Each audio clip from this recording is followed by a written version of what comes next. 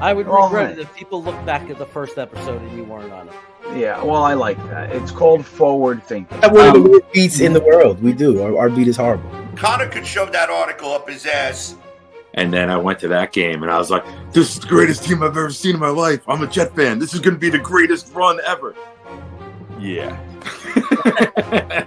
No, because if they take Aquanu, I'm not complaining. Joe Douglas is the king of keeping shit close to the vest. A 2, a 4, and a 6 for Darnold? Did the Jets really ruin Sam Darnold, or did Sam Darnold just suck all along and we were just trying to talk ourselves into it? And Hamilton is a player who can potentially make a very big impact. And suddenly, here we are today. You can't get rid of him. Right. It's like a plague. Joe Douglas was hired because he's not those general managers. Okay, Luscious. Somebody is going to fall just like Elijah Moore did, just like Michael Carter did. You know, what would, if you had one sentence to say to Joe Douglas, what would you say? So you would say, you had me at hello, and then give him a big old wet one right on the smack.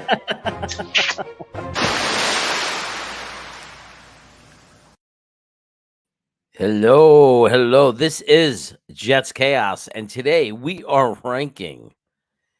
We are ranking the top 10 safeties, but I cannot do that alone. I can't do it alone. Can I, Harlan? Harlan's here.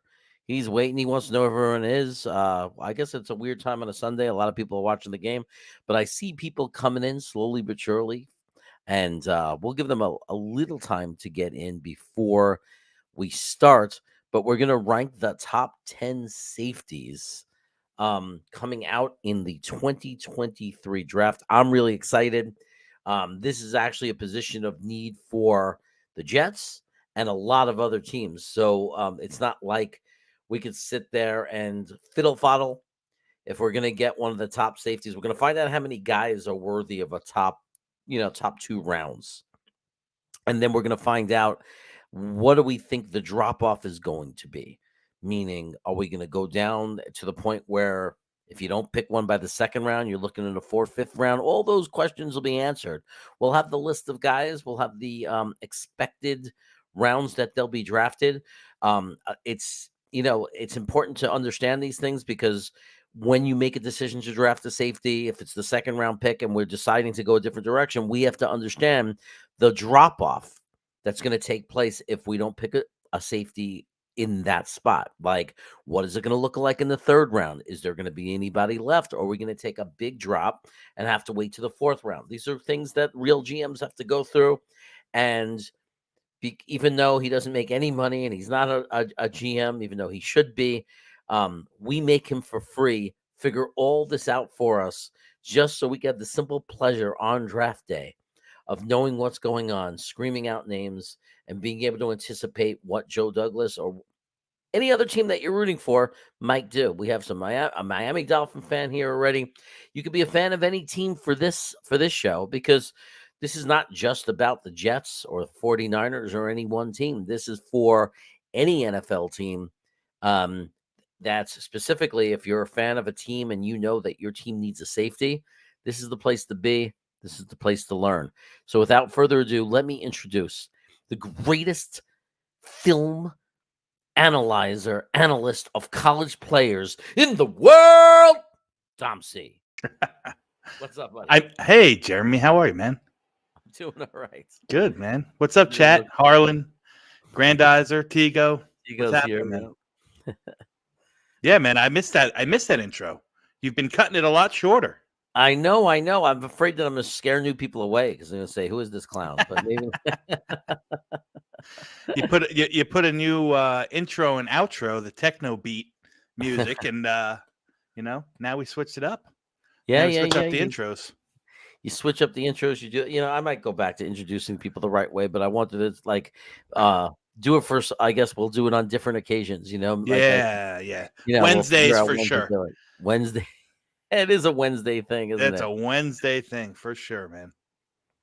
But here we are, Daniel. I don't know if the Dolphins need a safety. Do they? Are they in the? You think they're going to be in the market for a safety? Oh, I mean, I guess it really depends on who's calling the defense and what they're doing with it. I know that Vic Fangio, like Daniel said, has been mentioned. They're discussing him. I don't know if there's any traction to that or not. I would assume that it's a tantalizing job for someone. But the way their defense, if we're talking Miami, the way their defense is built right now, it's got personnel up and down for a 3-4 guy. So Fangio makes great sense. I mean, he's probably one of the best true 3-4 technicians out there, available in coaching. So, all right. Yeah. All right. So, hey, do you have 10? I assumed you had 10. I said top 10. I didn't even. Yeah, ask. I got 10. I got 10 to talk about. Do you have any honorable mentions before we start, guys who didn't make the top 10 that you wanted to give a quick mention of? Yeah, sure, I can do that. Great. Anytime you're ready, we'll kick so it I off. want to, I want to preface this also that these are my rankings. They're not. So you can open up whatever Google, search, 2023 draft class safeties, and you might see some different names and so on and so forth. But these are the guys, how I like them. It also is obviously subject to change. We're so early in the process. January is very early. Senior Bowl's coming up in next week, and then the combine and the workouts and the pro days and all that stuff. So there's going to be a lot of jockeying up and down the draft order. But for now, these are the guys that I like. I just want to preface that by saying, especially because a couple of these guys that we're going to talk about as honorable mentions, you'll see them very high on boards. They just weren't my cup of tea. My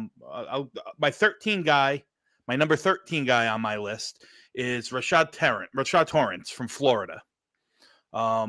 He's a good name. Yeah, he's a good player. He's got very good instincts, and he plays with anticipation. Like he's smart. Problem I have with him is that he's just not very physical. He's not, he had 87 tackles last year. He misses way too many tackles. He's not going to be a force in the run game very much at all. And I don't know if he's got the chops to really stay at deep center field free safety also. To me, and especially I'm a Florida fan, so I watched him a lot. Like, he was a guy.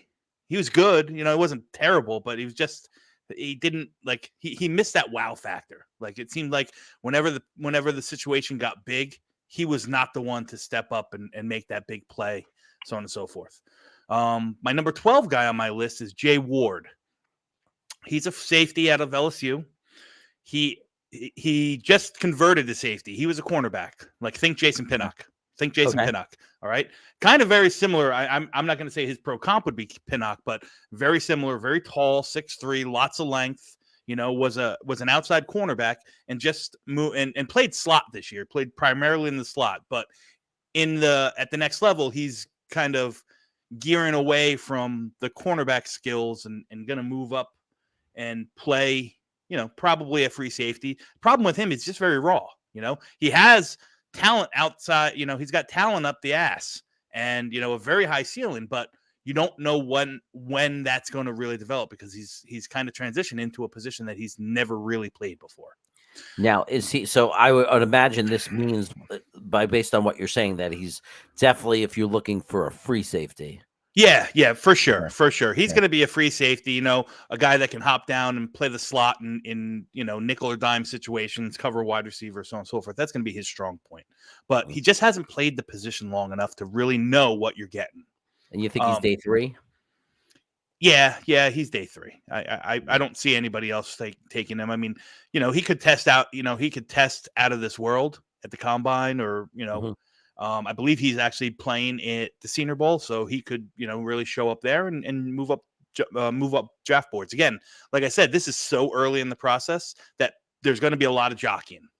And what day do you fly to the Senior Bowl? I leave Monday, not this Monday, a week from Monday. I'll be down. My flight is late afternoon.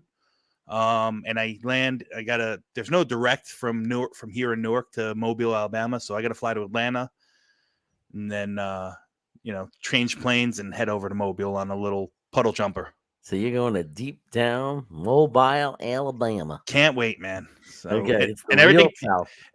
It's a real South, and everything tips off 8 a.m. on Tuesday morning. So I'll be in there, and lots of video recording stuff, pen and paper, my laptop, the whole nine. So I get a good feel of what these guys really are when you get to talk to them and when you get to see them play against high level competition.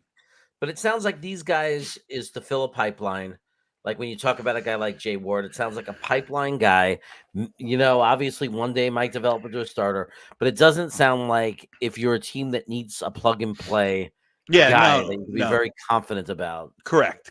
Listen, again, and we're speaking about Ward in particular. I think he's got immense upside, but it's just it's a pure wild card because you don't know what it's going to be. Remember Pinnock, transferred and converted to safety in the middle of the year, his rookie year, and everyone said, "Hey, he probably could be something. He probably could be something good, but you just never knew." Right? That's exactly kind of what I get the same feels about Jay Ward. And my highest honorable mention who just missed the list, Jamie Robinson from Florida State. Oh, okay. It's another very popular name in and around people who talk about the safeties. And he's like I said, he's a big hitter. He's very, very good against the run. He's a strong safety only, which is fine.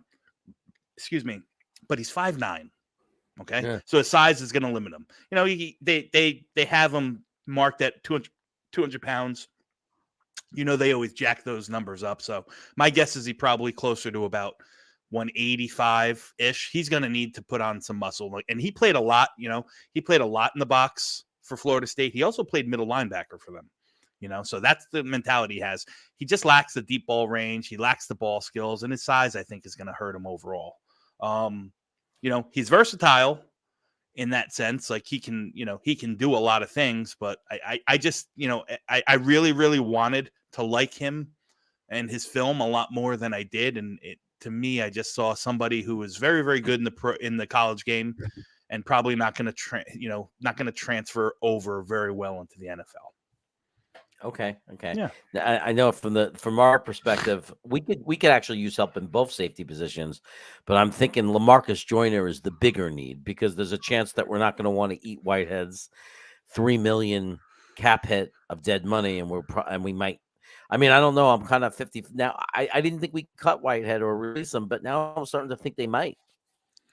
I don't know, man. It's still so early. It's still so hard to tell.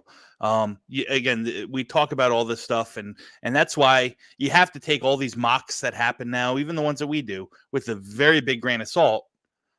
Because how long were we Jet fans in hundreds of mocks? How long were we dead set on taking Trey McBride in the second round? Free agency came. We signed a couple tight ends. And no one even talked about Trey McBride anymore, So that stuff could happen here as well. Like we could just use free agency to fill our free safety spot or so on and so forth. There's a good possibility of that. Right. So right. Take it with a grain of salt. But as of now, here in January, as constituted, I would say, I would guess that we're going to have Whitehead back. He knows the scheme. He struggled at times, but he was serviceable. I just don't think that we have the luxury to just get rid of guys who are serviceable. At some point, you're going to have to put guys on the field, right?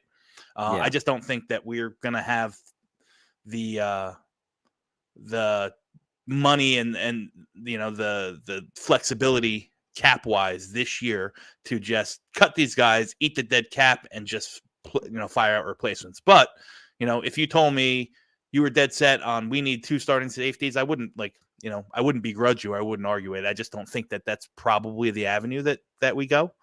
We might not even draft a safety, truth be told. That again, I think that they're very high on Tony Adams, and the limited snaps that he saw on defense, I was very, very pleased with what I saw. I think he could be a player. Do I think he's going to be all pro level? No, not yet. But there's something in him that they like enough that, they were willing to let loose Jason Pinnock for him, for his roster spot. So Mhm. He's going to be in the rotation, my guess, or at least be given an opportunity to get it, unless you bring in a big time free safety through free agency, so on and so forth. But yeah, I think free safety is probably the bigger need of the two. And more so, somebody who's a little bit flexible. Like, I don't see the Jets, honing in on just a pure like Jordan Whitehead type in the box safety. That just doesn't make sense because Whitehead can't. You can be as versatile. Whitehead, you can say Whitehead's versatile and he plays down there sometimes back in center field, but he doesn't do it very well. Right. Right. So I would Yeah, say the compliment to him would be if you're drafting, the compliment to Whitehead would be of paramount importance.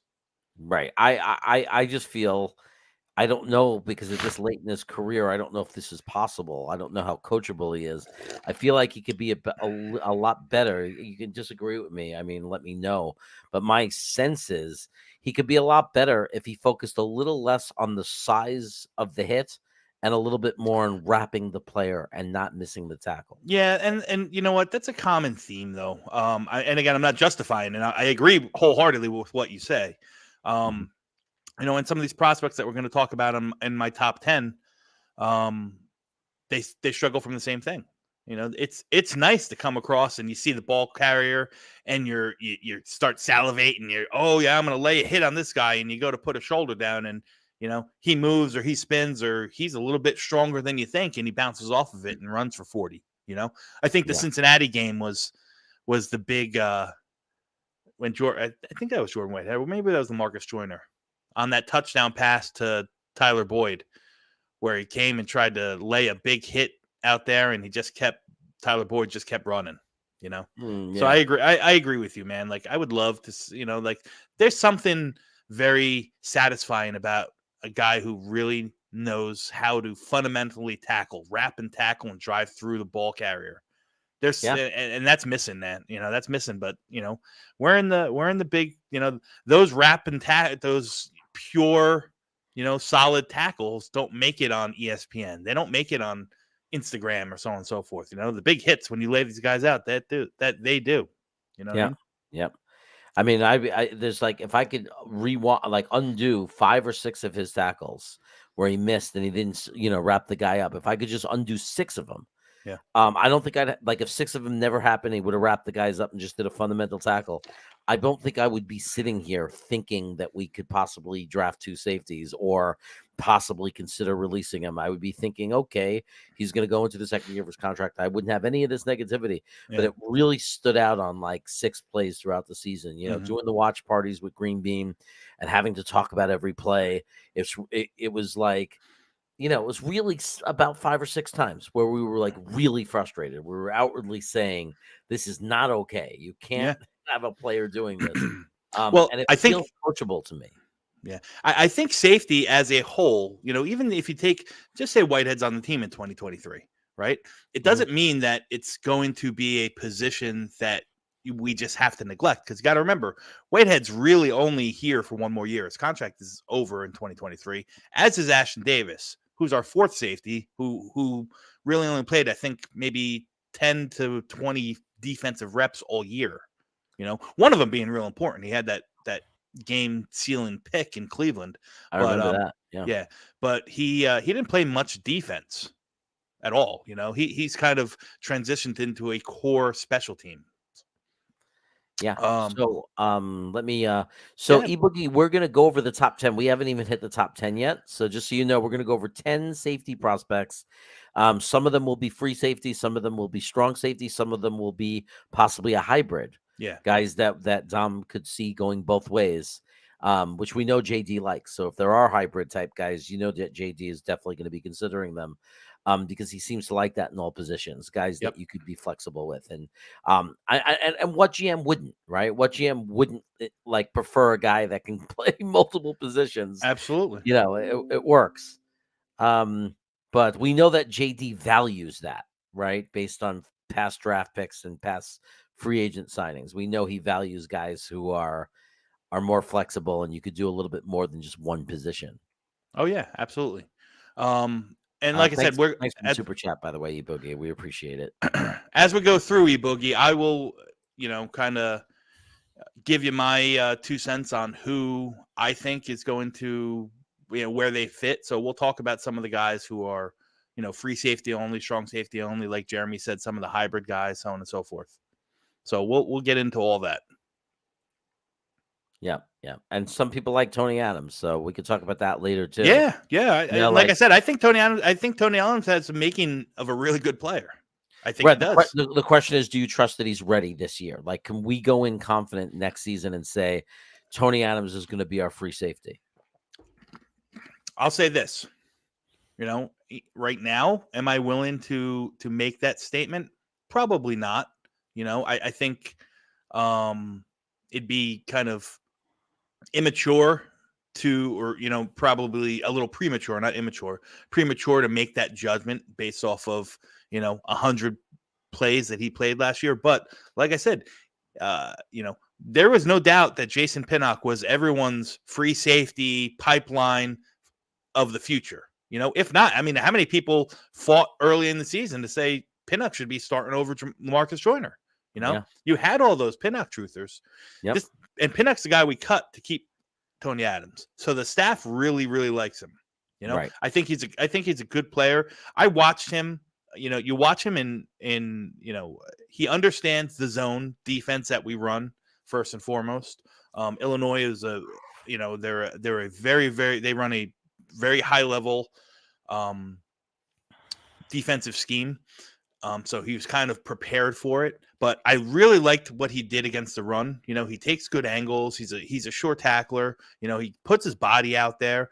He knows how to play. He defends the pass well with the ball in the air. There's just a lot to like out of the kid, but he's a kid, so I think he's earned a roster spot, and at worst he's the third safety on the team. And we either draft or we bring in another guy to start with Whitehead, Right. It could be worse. Could be a lot worse.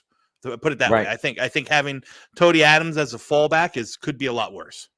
Right. And Tony Adams is the kind of guy that in certain packages, right? We might draft a guy who plays, you might have Whitehead, and you might have Tony Adams come in and cover a slot receiver, or just do, might just come into the game and kind of in a different package, right? Where we play more defensive backs. Sure. And I agree, Jets fan. He was kind of a better overall tackler than Whitehead, but I think myself and Jeremy probably could have been as well. Yeah. So big problem with the tackling. Big problem. Yeah, but like I said, like at some point, whether forget about what we do. I shouldn't say it like that, but at some point we're going to have to put a safety on this roster, a young guy. So maybe it's early in the draft this year. Maybe it's one of the higher guys, and that's how we're going to fill that spot. But if not, it's going to be later in the round, because like I said, Jordan Whitehead's a free agent, and who knows if he's going to get signed after 2023, who knows? And Ashton Davis is a free agent. So that would leave us right now with Tony Adams as the only safety on the roster. Now, obviously that's not going to happen. That's not going to be the end result. We need to start filling the pipeline, though. Yeah. And I'm not talking about, the scrap heaps that we picked up for, on the practice squad and all that stuff, because I don't know if there's anybody there that's really worth mentioning, that's on our, futures or reserves list.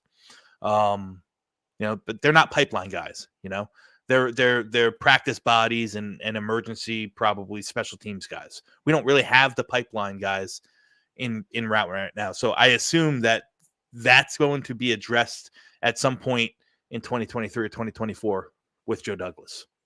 Okay. And the big elephant in the room is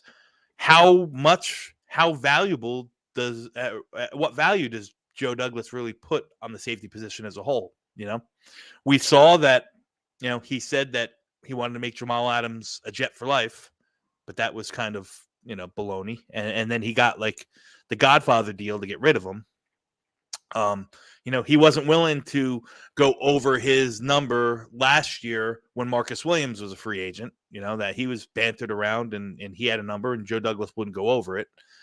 Supposedly it was about $10 million. And I think Williams got 15. So he obviously has, his idea of what he wants to pay these guys, and his value on the position just might be less than than others. But considering what we have at cornerback and how solid we are with our top 3, top 4 cornerbacks, I think you can kind of shift some of the focus and maybe some resources that you would spend in or draft capital in cornerbacks. You can kind of place towards the safety position if you wanted to. So that's my opinion. All right. All Yeah. right. No, it makes sense. It makes sense. So, hey, we gave a couple of freebies out that weren't in the top 10. I think we're Yeah. up to number 10 now. Yeah. Who are we starting with? Who is, and make sure I think everybody really is interested in those 3 options too. Like, not, obviously, Yeah. free safety, strong safety, hybrid. Like, those Sure. are our 3 categories. Absolutely. So my number 10 guy is a guy that you don't see too often. He was a really, really good player and probably one of those guys who should have come out last year. But I watched him a lot last year, and then I continued to watch some of his game films this year, and I really liked the guy. His name is Kendrick Duncan Jr. He played for Louisville. 6'3", 220 pounds. He's in the mold of like your old school 1980s safeties. Like picture Ronnie Lott, a receiver coming across the middle and Ronnie Lott and him just laying him out. Like, he's just like a big imposing force like that. And he's a big hitter, kind of like an old school safety. This guy is just a strong safety. He 100% just a strong safety, but he plays with good instincts. He's, does great work around the line. He can diagnose and kind of stop and break on plays, and is a very, very sound tackler. Another thing he's really good at is he's a great blitzer from the safety position. He can come up the middle, he can come around. He's long, and he does a good job. He always gets his hands in the passing lanes if he can't get to the pass rusher. Kind of those pass rush skills that you expect from an edge. He can bring those. But like I said, he just doesn't. He is strictly a box safety. He doesn't have the fluidity. He doesn't have the hit move. That those buttery hips that you need to flip and run. He's pretty slow. He's probably going to test out poorly in the 40-yard dash, if he tests at all, because he missed 8 games last year with a Liz Frank injury, that foot injury that is damning to a lot of players. Now he's a 6th-year senior, so he's an older prospect coming off an injury, with not a lot of straight line speed. My guess is that he's going to be a day 3 pick, probably mid day 3 for a team that really wants some physical presence in the box. He's also a guy who I think can easily transition into a linebacker, one of those hybrid linebackers, like we did with Hamson, like we did with Sherwood. Like he fits the mold of that perfectly. Wow. So that's what I thought was very, very interesting around him. Like I watched him play and I said, this guy's a linebacker. I don't know how much safety he's going to play. He just doesn't have, he doesn't have the movements. He can't hang with a speedy, shiftier guy in the slot. He does fine against the tight ends, but he gets beat down the seams all the time. He's grabby when he's in man coverage. It's not a strong point for him. So he's a guy who is he's like I said, he's a pure hitter. He's a sure tackler. He does well, around the blitz. He's very similar. Like I comped him. My NFL comp for him is Landon Collins from the Giants. Formerly the Giants, then Washington, and now back with the Giants. Same thing, man. Same kind of player. Big hitter. He can settle and satisfy in some zone, but you're not going to ask him to man up on anybody because he's just a little bit too slow. He's a little bit too bigger. But you put another 20 pounds, 15 pounds on him, and you could have yourself a nice little linebacker in the making. So it's very possible. It wouldn't be shocking if you saw the Jets or San Francisco grab a guy like this and then find out that they're being converted into a linebacker. Exactly. Like I said, that whole Nasruddin Sherwood transformation from strong safety, big hitter to linebacker is exactly what I think the path that Duncan's gonna play. Again, he can satisfy as a safety in the as a box safety, but he's really does most of his damage against the run. So to me, that just smells linebacker, and I think he'd be a very good one at that, which is why he made my list. I just like the way I love that old school physical style. There's something that's satisfying and enticing to me about those kind of prospects. And you think he gets a year in the oven, like development at least a year? Yeah. He's listen. He's of all the safety prospects. that I talked about, even the 3 that were honorable mention, Mhm. he's probably the least plug and play ready guy, but he can contribute on special teams right off the bat. And Mhm. and then you got to decide he's gonna have to go to there's gonna have to be a defensive coordinator and a head coach out there that really like his skill set and say we can put him in this kind of package for him to get up and get on the field early. Okay. So Okay, and that's that's Kendrick Duncan Jr. from Louisville. Kendrick Duncan Jr. from Louisville, and you think he's 5th round, 6th round pick? Yeah, I midday 3. He could go in the 4th. He can go in the 5th. Something like that. Listen, he's probably got more talent than late day 3, but coming off of a Lisfranc injury, you just never know. Those things are Yeah. funny. Those feet, those foot injuries are just funny. So Yeah. Before we get into the next guy, I don't have my TV on down here. So what's the update with the game? The late I could see there was a 2-minute warning. Dallas had 3 minutes to go, down by a touchdown, and they went 1, 2, 3 and out. Dak Prescott couldn't complete a pass. They punted the ball. San Francisco's got the ball at their own 43. I think they just got a first down. Elijah Mitchell, just ran for a 15-yard gain, 13-yard gain. So now it's first down again. They're at Dallas's 44-yard line. What's So the score, though?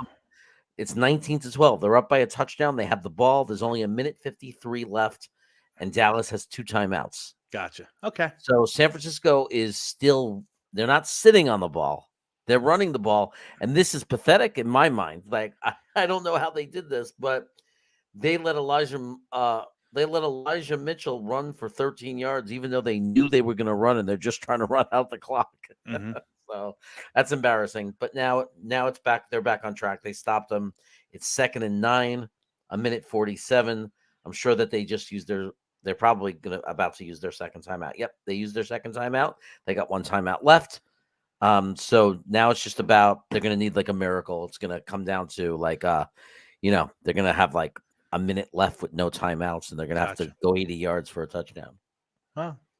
I want to see San Francisco win, so I think it's a better game, San Francisco and Philly. So yeah, it's better for me. I almost did the watch party, but we have this show tonight. But like, gotcha. Let's go on to number 9. Yeah, let's go on to number 9. Who is the number 9 safety on your list? We'll say goodbye to Kendrick Duncan, but I'll try to remember that name as a guy maybe for the 4th, 5th round. That's right. Next guy on my list is Sidney Brown from Illinois, another Illinois guy. Sidney Brown from Illinois. Yeah, Brown is 6 foot, 205 pounds, super explosive, fast twitch athlete, very, very fast. He's going to test out speed wise and agility wise when they do the cone drills and stuff like that at combine as one of the highest prospects in the draft. He's going to run, very low 4.4s. He is one of the guys. I know Grandizer just put strong safety. He's probably more of a hybrid. He one of the strong points for him is his versatility. He can play in the box. He can play sufficiently deep middle, which I probably think that's his best position in the NFL. He can play on the slot. He can man up, wide receivers and big slots, big tight ends in the slot. He was an outside boundary cornerback his first 2 years in college. So he's made that transition from cornerback to that star backer or that rover position, which in essence is like a overhang safety. It's actually the same position Tony Adams played in college. So very, very versatile, super explosive. He plays attacking. He's very aggressive. Everything's coming downhill. He read and reacts very, very well. The problems with Brown is that he's short. And I'm not talking about height-wise, 6 foot, but he's very, very stocky. He's got short arms, so his length is gonna really hinder him. Like he's, it hurts him in open field tackle situations. Like you watch guys stiff arm him all the time, and he looks like a like that when you were a kid and you had a little brother, or Jeremy, you were the little brother, so maybe your brothers put their hand on their head and held your way, and you kept punching. Yeah. That's exactly what I think of when I watch some of Sidney Brown in open field. So it's something that's he's going to have to deal with. He's very, very. He's just not long. He struggles against big receivers, some of those bigger tight ends, because they just box him out. They box him out. And the one real big knock about Sidney Brown that I didn't like last year, he was flagged for 11 penalties as a safety. That's just way too many. It's Right, just, right. and some of it, you kind of tip your hat because it's him being aggressive. But some of it, that stuff is just not going to fly in the NFL. Can you imagine him being on a Belichick team and having 2 penalties in one series? He'll never see the field again, right?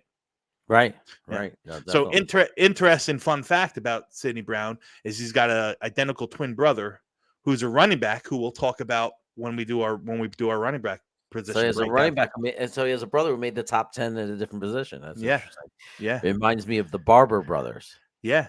So very. I like that, the Barber brothers. Yeah. So like I said, I think Sidney Brown is the athlete that he is. He's going to make his mark in the NFL, but he's one of those pipeline pieces. He could do for a team kind of like what Tony Adams did for us. Even though Tony Adams was undrafted, I definitely think Sidney Brown's going to get drafted. He's going to be, he's a top 150, 160 player. So in that 4th round, some people are going to just not like his height and length. But people are going to then absolutely drool over the athletic specimen, because that's high ceiling stuff. He's going to test out like ridiculous, and he's going to make, he's going to be a special teams ace early on, and he's going to work his way onto the defensive field. I think he's got a really bright future. Really like the player. I really like the player. And I'm sorry if you didn't say it. What round do you think? I got him. I think I have him right around 150, 160 overall. So what's that? 4th round, 4th, 5th round? Yeah. Right around round. There. Okay. Yeah. And I comped him to Justin Reed in Kansas City. Very, very similar body styles. Very similar play styles. I think that if Sidney Brown can turn into something like Justin Reed, Justin Reed just got paid, right? Just got paid big money. So if the Jets took this guy, let's say in the 4th round, let's say they grab it, they announce Sidney Brown, would you assume that would, and let's say that Whitehead wasn't released, would you assume that that's we're going to put this guy in the pipeline for a year? He's going to sit behind Whitehead, and when Whitehead's contract is over, this might be our guy. You know what? I think if you're asking me my opinion, I think his role in the next level is going to be very similar to Tony. If we're talking about Jets, Tony Adams, and oh my God, why am I drawing a blank?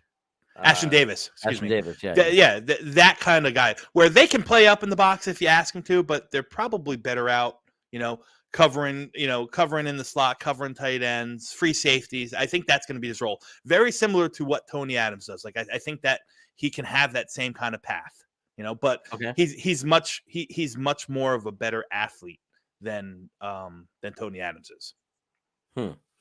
So yeah, listen, I would love to have him on my team. And yes, I think Grandize, you're right. His brother is, his brother is Chase. Yep. So, okay. So yeah, that's Sidney Brown in a nutshell. Okay. I love it. So now we're moving on to number 8. Our number 8 ranked safety. Ronnie Hickman. I know that name. Free safety from Ohio State. Free safety. This would be a guy to replace Joyner. He's a pure free safety. 6'2". Well, I shouldn't say he's pure. He's a free safety. 6'2", 207 pounds. He's got the ideal height, weight, speed, athleticism that you see in NFL safeties. He's got it all. He's a true junior. He just turned 21. He played he played for Ohio State and saw the field mostly all three of his years. He's got ridiculous, short area quicks. He can backpedal, stop, and get forward real quick. Like I said, he explodes out of his back pedal. He's like a freight train through the ball carriers after he makes his decision. And of all the safeties that we're going to talk about today, he's by far, take it for what it is, but his numbers were elite against the pass. He led up last year a QBR ranking of 32.9 when targeted. So he's not allowing any passes his way when they're targeting him when he's in coverage with man or zone coverage. So he is he's legit. He's the real deal. The problems with him is he's I told you he runs like a freight train coming downhill, but too many missed tackles, and he's one of those guys who likes to tend to lower his head, dip his shoulder, and give a big hit instead of wrapping and finishing his tackles, and that we know we have enough of that already. He's probably going to need to fill out his body a little bit more. He's 6'2" is great. And they list him at 207, but I don't think his play weight was 207. He could use a little bit more functional strength, a little bit more muscle mass on his body. And like I said, his, as a free safety, great against coverage in man and zone, but his ball skills are not, the best. Although he's sound in man coverage, it never kind of amounted enough. He didn't see a lot of those pass breakups. He had 6 pass breakups last year, 1 interception, I think 3 interceptions in his career. So those ball skills aren't there. And it's usually because he's a little bit hesitant. At times he doesn't really he doesn't make the decision or jump and get the ball at the highest point. He's looks to break it up, or he does a lot of and which I think is a good skill. I don't say this negatively. He does a lot of that hand fighting with the balls, just like Sauce Gardner. Receiver gets the ball and he's punching at the hands and he's punching at the ball to try to knock it out, which is effective for him. But if he makes a decision and doesn't hesitate, and goes up, he can get those balls at the high point. We just didn't see that. I didn't see that a lot in his film. Okay. And where do you think he gets drafted? I think like I said, I think he's a day 3 guy. I think he's a 4th round guy, a solid 4th round guy. Right. He's got, like I said, he's got the closing speed and he's got the range and he's got the coverage skills, to be a starting safety in the league. I don't know right now if he's got the body or the functional strength to do it. He might need a year to kind of get bigger, get stronger, before he comes in and makes a noise. But he's going to be, you're going to hear his name called on Sundays for many, many years. Like, he's a good ball player. Wow. He's the kind of guy that might not play tons as a rookie, might play a little, but not possibly not a plug and play. You got your safety. Yeah, exactly. I think he's a guy that absolutely could be a starting safety, but he's going to have to, he's going to have to earn it, and he's going to have to get bigger. He's going to have to get stronger. He's going to have to, adjust to the play speed at the NFL, and I've comped him. My NFL comp for him is Marcus Williams of the Baltimore Ravens, the best free safety that was on the board in free agent market last year. Very, very similar skill sets, and even a very, very similar pathway to the NFL. Marcus Williams was great in his first contract, but he didn't start out great. So, right. So it sounds like we need. It sounds like we need patience. Like, if we were to draft him, don't expect in the 4th round. Don't expect him to come out and be our starter. He might. All right. Right. Listen. He could. You're absolutely right that he could. But I would probably not. I'd probably say he'd be in the safety rotation, maybe your 3rd safety. That's my guess. Right. And fans shouldn't freak out and say he's a bust if he's not the starter year 1. Correct. And he's got, and that's what happens. A lot of times we think that if a player isn't starting right off the bat, then they're a bust, and we don't realize that that's not true at all. Plenty of great players needed a year to develop. That's right. And that's not uncommon. That's not uncommon at all.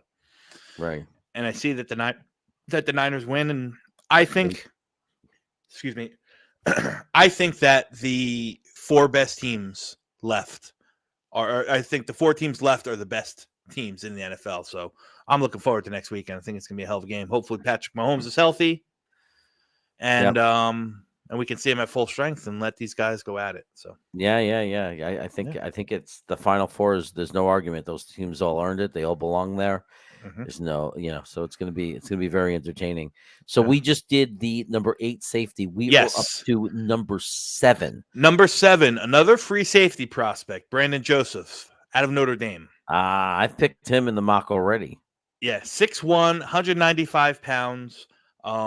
He is, like I said, your prototype ball hawking free safety. He's got really good ball skills. He's got excellent range, and he's a very smart player. He only played 1 year at Notre Dame because he was a graduate transfer. He started playing at Northwestern where he killed it. And if he came out last year in the draft, he probably would have been a second-round pick. He's one of those guys, and it happens all the time where going back to school is really going to affect him in a negative manner to his draft selection prospect. But he's scheme versatile. He can play man. He can fit in his own. He did it all. Notre Dame is another team that runs a very, very high-end, complex defensive system, very NFL-like. So, he's done it all. He's always been kind of that captain of the defense, the play caller, the guy's getting everyone aligned. He's a very, very high-end football IQ. Like I said, there's been it's hard to ignore the huge dip in production from Brandon Joseph in 2020 to where he is now. So in 2020, he had 12 pass breakups, 6 interceptions at Northwestern. The guy was a stud in the making. This season, 2022, 2 years now removed, he had 17 solo tackles. He had 15 assists, so 32 total tackles, 2 pass breakups, and 1 interception. So the balls, the production, that throws a red flag up for me. What's going on? You know what I mean? Right. His run support leaves a lot to be desired.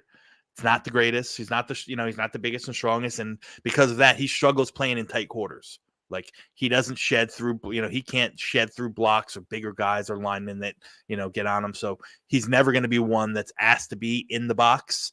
But even in, those situations where he's up in big nickel situations where he's up on a slot receiver or on a quarterback, if he's running through the middle, on crossing routes and stuff like that, he gets himself, he can't navigate through as easily. He's not super, super physical. Again, he's a willing tackler. I don't want to talk about his that in a negative fashion, but he's just not the most biggest and physical guy. Like I said, 2 years in a row of declining stats. There's something that just didn't jive with me. Otherwise, he'd probably be higher on this list, to be honest with you. Like his ball skills are awesome. He is a free safety, center field. Let him be out there, single man high or even split safeties, covering half the field deep. That's where he does his best work. So my NFL comp for him is Malik Hooker, very, very similar prospect coming out of Ohio State. And now, the free safety with Dallas, he's bounced around a little bit. I think he was with Indianapolis and now he's with Dallas. So I think somebody's going to take him early, day 2, maybe late 3rd round, early 4th round. Mm-hmm. No, yeah, day 2. Yeah, day 2, or late day 2, early day 3. Okay. It wouldn't surprise me if that's where it's going to fall. He could come in and step in and play a free safety role, but I think he's going to probably, I don't think that would be ideal. I think a year of grooming and kind of developing him and figuring out what went wrong from 2020, 2021 until now would be best. But he's got the skills to get up there and line up and do it. I wouldn't say that he's necessarily plug and play, but there's going to be teams that, where some of these guys are going to get thrown into the fire, and I think as a free safety, he could survive. He's got NFL caliber ball skills. Just the rest of the game needs a little bit more fine tuning. So another guy that will most likely end up, maybe see some action, but most likely end up developing at least a year on the bench. Yeah. I mean, listen, there were better prospects last year that didn't see the field all that much this year. So I think he's probably in that mold. But like I said, in a pinch with an injury, if you had to throw him out there, that's fine. He could survive. I just don't think, you can't really expect a lot of him out of run support and stuff like that. and maybe that's just going to be his whole NFL career. I'm not sure, but in regards to someone who has range and can play that deep middle and deep half and split sets, I mean, he's great. All right. All Yeah. right. That is Brandon Joseph. Free safety out of Notre Dame. That is our number 7 ranked safety. And we Yes. move on now to number 6. Who is our number 6 safety? Number 6 out of Alabama, Jordan Battle. Number 6? Wow. Number okay. 6. I thought he'd be higher, but okay. Yeah. So he's good. Don't get me wrong. Like, right. There's just, like I said, these are my takes on when the film that I watch and so on and so forth. Jordan Battle. If you told me that he was going to be a Jet, I'd be all for it. Like he's good. He's again another very high IQ player. He started over 50 games in college. He's a seasoned vet, seasoned leader. He's very, very smooth. That's what I love about him. Like he looks like liquid on the field, from a smooth back pedal to getting forward to moving laterally. He can flip his hips and run very easily, gets the top speed quick. He's going to be another guy who runs fast, probably low to mid 440s. So he's got that recovery speed and range. And he plays he plays every bit of 6 foot, 200 pounds. He plays with some vigor and some tenacity, which is nice to see. He's got that uncanny ability. You saw it all the time. And again, he played on Alabama defense, which is probably going to have 5, maybe 6 guys from that defense drafted at some point in 2000, in April. Sure. So, but he's got that uncanny ability to kind of, think a step ahead and blow plays up in the backfield, blow up those screens, so on and so forth. He's a very, very good all around player. The question is about him. Like I said, sometimes he can get overly aggressive, too aggressive. And, if you get too aggressive and you shoot past, you leave open lots of cutback lanes. So he, takes bad angle. If you take the wrong angle and you're over aggressive with it, you just open up the field, So Right. I think that's something that could really, if I had to knock him, that's something that you see a lot too much from him. He doesn't match up very well with those quick and shifty wide receivers. So asking him to cover anything but tight ends, that are in the slot might be a big ask. Even though he's smooth and he's got the speed and athleticism, it's just not his play style. He just doesn't do good, with quickness, short area quickness in the slot. And he's another guy whose play from last year to this year digressed. 2021, 63 tackles altogether, 4 pass breakups, 3 interceptions, and a QBR of 35 when targeted. 2022, he had 34 solo tackles and 37 assists. So that's 51 total tackles, 1 pass breakup, 1 interception, and a QBR rating of 109. Wow. So they targeted him. Now, it also could be because they had Eli Ricks on the corner, who's a great cornerback prospect, and they also had Brian Branch there, playing and covering people in the slot, or wherever he was on the field. So you might just choose the lesser of the evil. So he got a lot of looks last year. So I know that number is high, but you have to take the whole context of what was going on with that Alabama defense into consideration. So I think my thing is Jordan Battle. I'm still up in the air if I think he would be better in the box. If he's better as a free safety, I think he's versatile enough to do both of them. I would probably say he's a free safety at the next level. I know a lot of the pros and the real analysts differ and think he's better, coming downhill and blowing that stuff, playing more so as a box safety. But I think he's more than capable of doing either. And I got a day 2 pick on him. I think he's going to be a 3rd rounder. I think he can come in and play meaningful snaps at free safety, especially in a very zone heavy scheme, AKA the Jets, AKA San Francisco, AKA Seattle. Like those are the teams that I think Jordan Battle can come in and really make noise for, or even strong safety in the right, in the right spot. Like I think he's that versatile. Wow.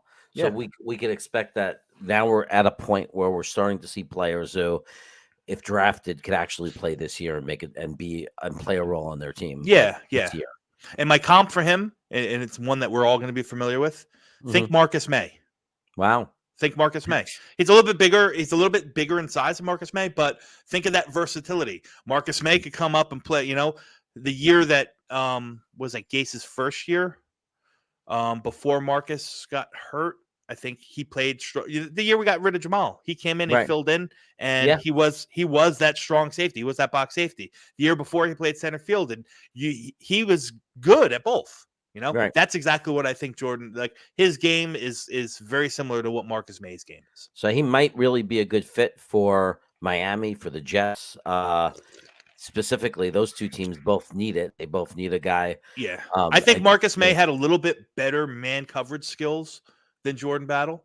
I said if there's something that I really have to ding the player on, I think that's what it is. So I think more of a zone scheme where he can sit back and in a split, two deep split safety and cover half the, be responsible for half this field. Definitely offer excellent run support. I think that's a role that I think Jordan Battle would be wonderful at. Well, the Giants need a safety too, so there are a bunch of teams that might be looking at him. Oh, there's tons of teams that could come in. Like I said, he's going to be off the board by the end of round 3 for sure. Right. Well, that was number 6, so now it's getting exciting because now we're up to players who could play and fill spots right now today. Yeah. Possible. So who's number 5? Number 5, one of my favorites of the whole draft class. Jair Brown from Penn State. He's 5'11", 200 pounds. This guy is ridiculous, a ridiculous athlete. He's going to run, he ran 4.4 already, unofficially timed at 4.4 flat. So he's fast. He's going to have a sub 4.0 shuttle, which is shows his short area quickness, agility, top end level. He can plant and break on the ball with the best DBs in the country. He's quick enough to man up on receivers if asked to in the slot.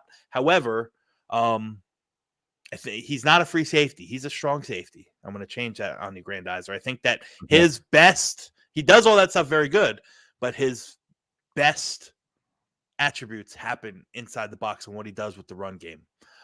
He's high energy. He's kind of a nonstop motor. He had 55 solo tackles and 19 assists, so just under 75 total tackles, 1 pass breakup, 4 interceptions, 15 pressures, and 3 sacks. Wow. Yeah. So he could do it all. He could, yeah. Like I said, his best work is done in the run game. He's a downhill thumper. He's built like a bowling ball. And he's got enough strength to really make his mark at the point of contact. I think his best role is him in the box, blitzing, so on and so forth. Again, he can also play that overhang, where big nickel, where it's kind of like a linebacker, kind of like an extra safety, kind of similar to what Philly Will did for us last year at times. So I think he can do that as well, but I think his calling card is going to be strong safety in the NFL. But he's athletic and he's versatile. He's more explosive than he's more explosive than coming downhill than he is, turning and running with guys. Like, man coverage is not his forte.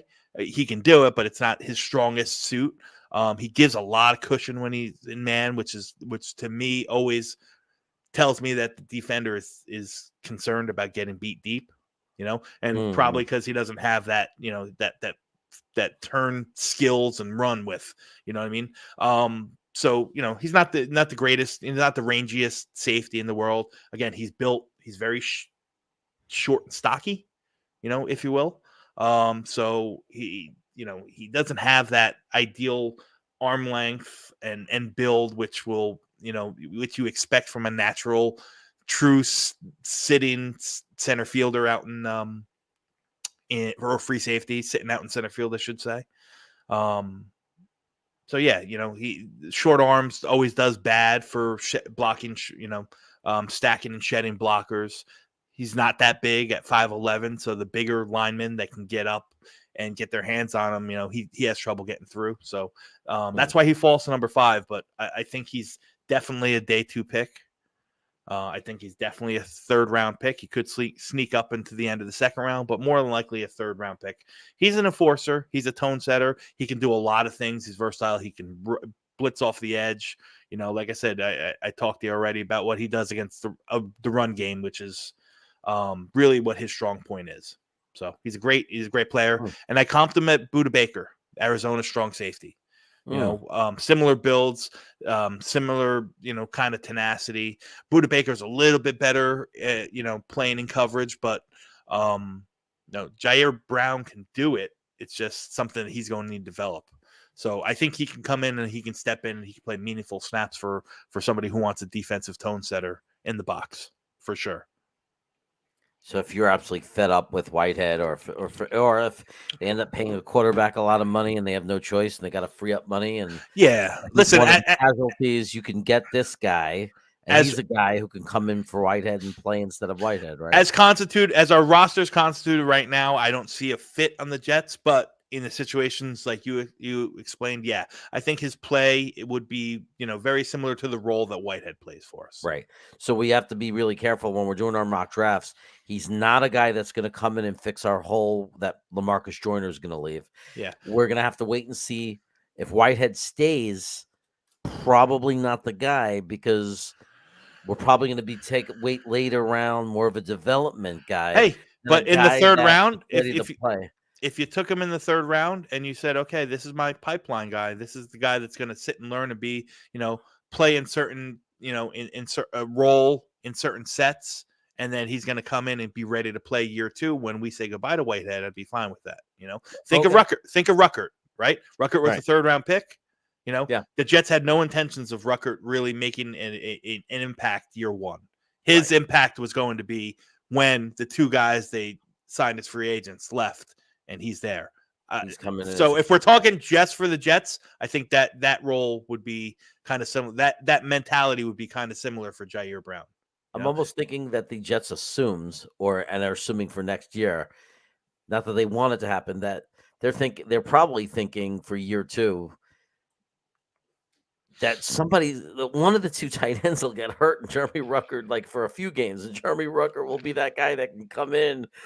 But if neither of them get hurt, it's going to be, again, another year where it's hard for Ruckert to see the field. Yeah, listen, they're going to do some different things. I mean, you got to remember, there's a good chance that it's not the Mike LaFleur offense, Right. So maybe he comes in and maybe he plays more of an H-back role and sees the field a lot like Trevon Wesco did for us. Yeah. You never know. But like I said, from last year, I wanted to kind of correlate us using a 3rd round pick on a guy that we had no intention of playing this year. Even though he was probably capable of it, for the Jets, he had no intention. So if the Jets were in the market in the 3rd round and they took Jair Brown, I would think that that's the same mindset that they have. Mm-hmm. So that's where we're at with number 5, Jair Brown. Good ball player. Yeah. So number 4. Go ahead. I'm sorry. I was saying now we're getting into the range of these are plug and play players that we're expecting probably to go in the 2nd round, I would imagine. Well, we'll see. We'll see at number 4. Yeah, number 4 again. One of my favorites. Just the guy just really has great film. Christopher Smith from Georgia, 5'11", 195 pound. He's a free safety, but again, he's more of a kind of like a Swiss Army knife, if you will. He can align anywhere on the field, really, and I mean that wholeheartedly. Played on that Georgia defense.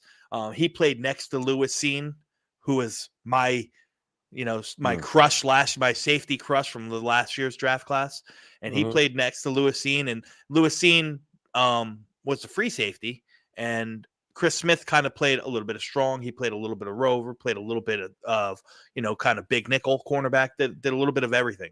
But the guy just, wherever you put him, he's always making plays. That's what I really, really like about Chris Smith. Like he is he's got enough range to play deep center field. He's got great ball skills in the air, always goes to high, always attacking the high point. And he covers a lot of ground in the run game. He takes good angles, something that, I think is very important when you're kind of scouting or looking how a guy who might be a free safety playing split safety, deep half or deep middle and single high. That's, I think, an important part of what you're looking at is how are they helping out? How are they offering the run support? Are they taking the right angles? Are they, beat all the time? Think of when we had Ashton Davis back there 2 years ago, right?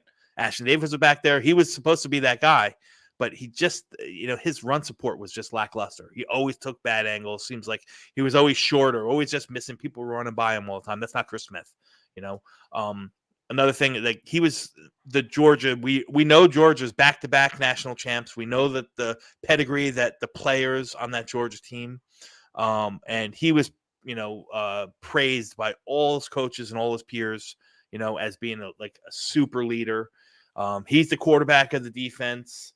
He's got amazingly high elevated football IQ. The guy, supposedly has phenomenal, super high character. Again, I don't know him personally, but I go by what I hear and what I see and what I read.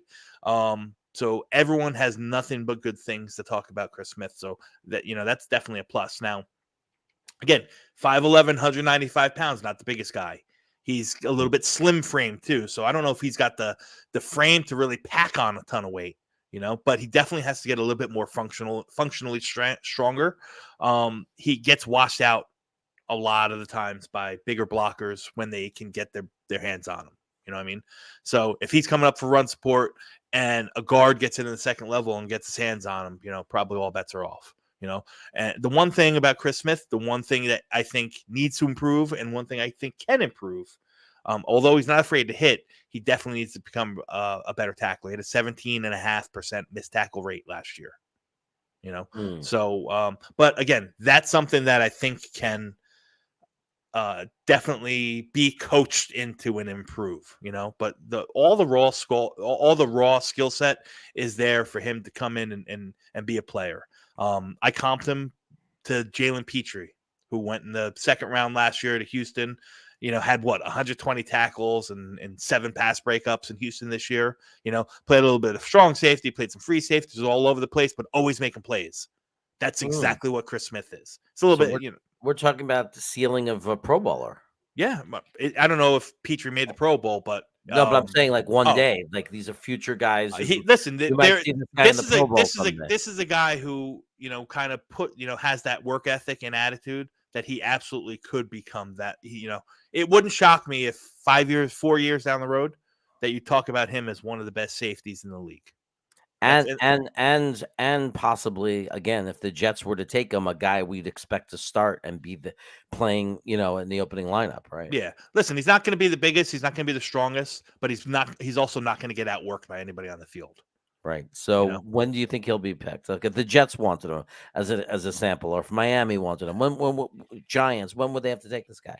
I think the third round is probably most likely early in the third, late second, early third. He's a top 100. He's a top 75, top 100 player. So you get him with your third round pick at let's say if we get him with a third round pick, I'd be elated. Wow. And there's a chance he'll be there. Yeah, there's absolutely a chance he'll be here. Like he doesn't have the physical. He doesn't check off all the boxes, physically that some teams probably won't even pay him no mind. Mm-hmm. So I think there's a chance to be there. If we got him in the third round or in the fourth round, I'd be more than happy. I think highly of him as a player and a prospect. Well, fourth round would be insane because that means we'll have gotten another two third rounders based on if you're right, because he'll have been worthy of a third round pick. Maybe, if he makes a Pro Bowl one day, he'll have been worthy of a second round pick or even a first round pick. So. Yes. So that sounds fun. That sounds good. That's number 4. Now we're going to the top 3. Top three. A lot of names you guys already know. My third guy right now, and again, I hold the reserve to change after the Senior Bowl from now until April because there's gonna a lot that's probably gonna change, and haven't seen these guys test out and who gets hurt. Hey, Nolte, what's up, man? My number 3 player, my number 3 safety is Antonio Johnson from Texas A&M. I see that name all the time. Antonio Johnson is he's ridiculous, excellent size and length for the position. He's another guy who's lined up in a myriad of different positions. He can play the box safety. He's played slot corner. He's played, in one high sets as the free safety and split safety roles, playing half the field. He's played linebacker and nickel and dime sets. 6'3", 195 pounds. Super, super physical. Plays with high, like high end instincts. He can flow. He can run very well. He's a pit bull of a tackler. He's always active. He's always playing through the whistle. He's one of those guys who always where you find the ball and where the guy ends up tackling, he's always around that spot. Through hell or high water, he gets there. And he's got like that elite click and close burst. You know what I'm talking about? When he might be backpedaling, play action, or draw, and he goes. And he's got that elite burst coming downhill, acceleration coming downhill. You don't expect it from a guy that big, but man, he can run like a gazelle like that. Some of the things, like I said, he hasn't shown the best ball skills or that elite range that you really want from a true center fielder. So I don't think he necessarily sticks as a free safety in the NFL. I think it's, he's probably going to end up being a, kind of a big nickel or maybe even a slot cornerback in the NFL. He's a guy another guy who I think could easily pack some weight on and become a linebacker. He doesn't flip and he doesn't like kind of open his hips and run like a true safety does, but he's so good elsewhere. He's a guy that you just get on the field, right? He's better in man coverage than he is in zone. He tends to have like a drifting eye. So he might run, he might watch, kind of keep his eyes and watch the quarterback a little bit too long and not pass guys off in the zone or stay with the guys in the zone too much. That opens up, holes in his area. So, but you ask him to lock down on a wide receiver in the slot or anybody in the slot, and he's going to lock him down. He's one of the guys. He's one of the safeties. Like I said, when you talk about utility guys, he's a true utility guy. Because he can, like I said, he might find his role in the NFL might be a true slot cornerback. He's that, he's that good at what he does. He's a guy that you're going to put on the field. You're going to find a role for him one way or another. Again, he's another guy who missed too many tackles, 22% last year. 22%. He loves, he is like I said, he's a very fast and very aggressive, and got that elite closing thing, elite click and close speed. And he loves to just put his shoulder down and lay guys out. And too many guys bounce off him, man. He needs to wrap better, But again, that's something that I think can be coached into or developed. You get a guy like this, and you find a way to put him on the field. I don't know where his fit for the Jets is. If we're talking about the Jets, I don't know where his fit is as our roster is constituted right now. But he's a guy who's going to make plays, and you want defensive players on your field that can make plays, and that's him. I think he's a day 2 pick. I think he's the top 50 pick. So he's going to go early in the second round.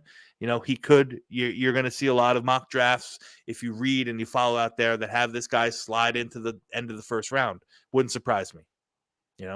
I just don't know what his true NFL positional calling card is going to be.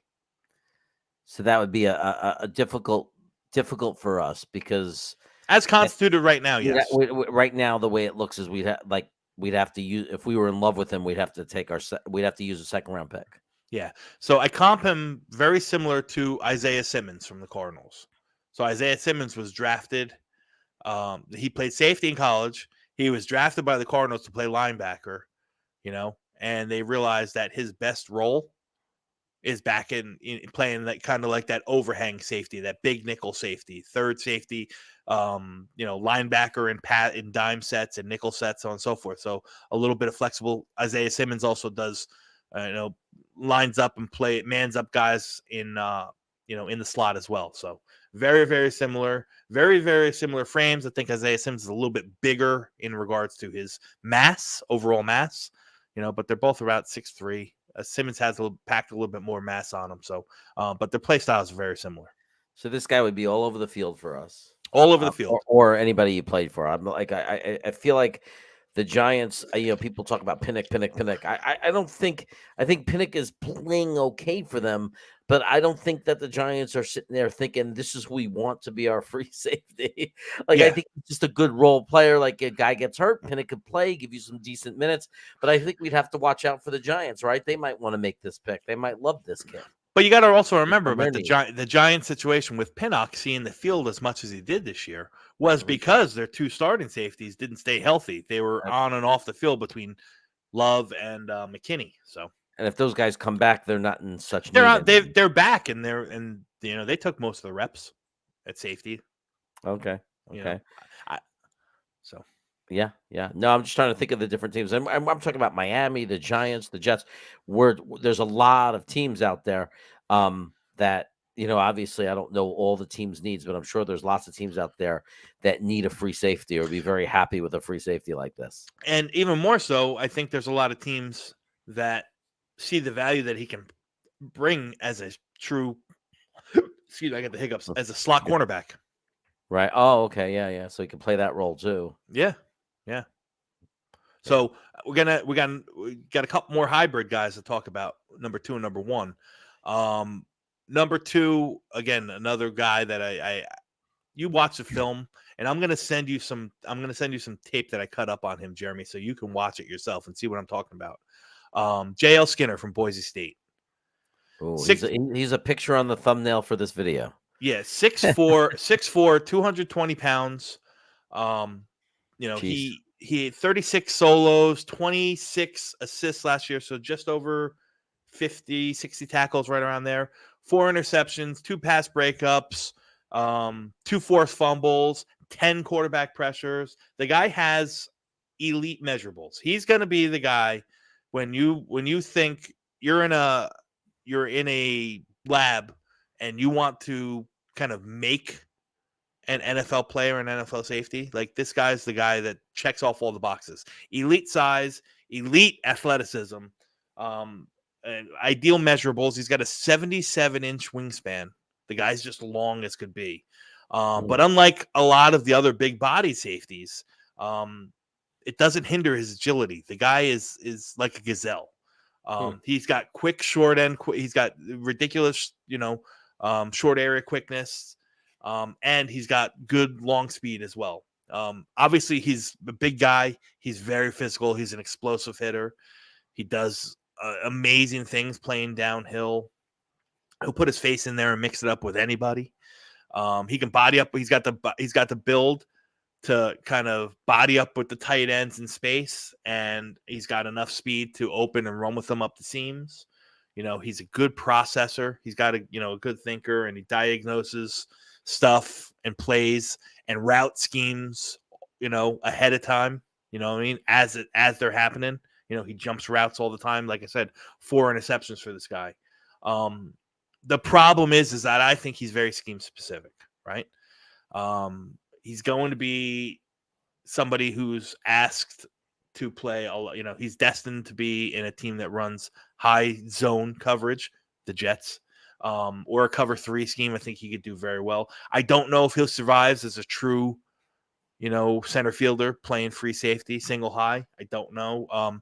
Again, with his body and with his game, with his tenacity and his downhill style of playing, he's a guy who could easily be asked to put on a couple more pounds and convert into a linebacker. He's tall, 6'4", 6'4" and a half, and he's got a big frame. So I don't think that he plays a little bit high.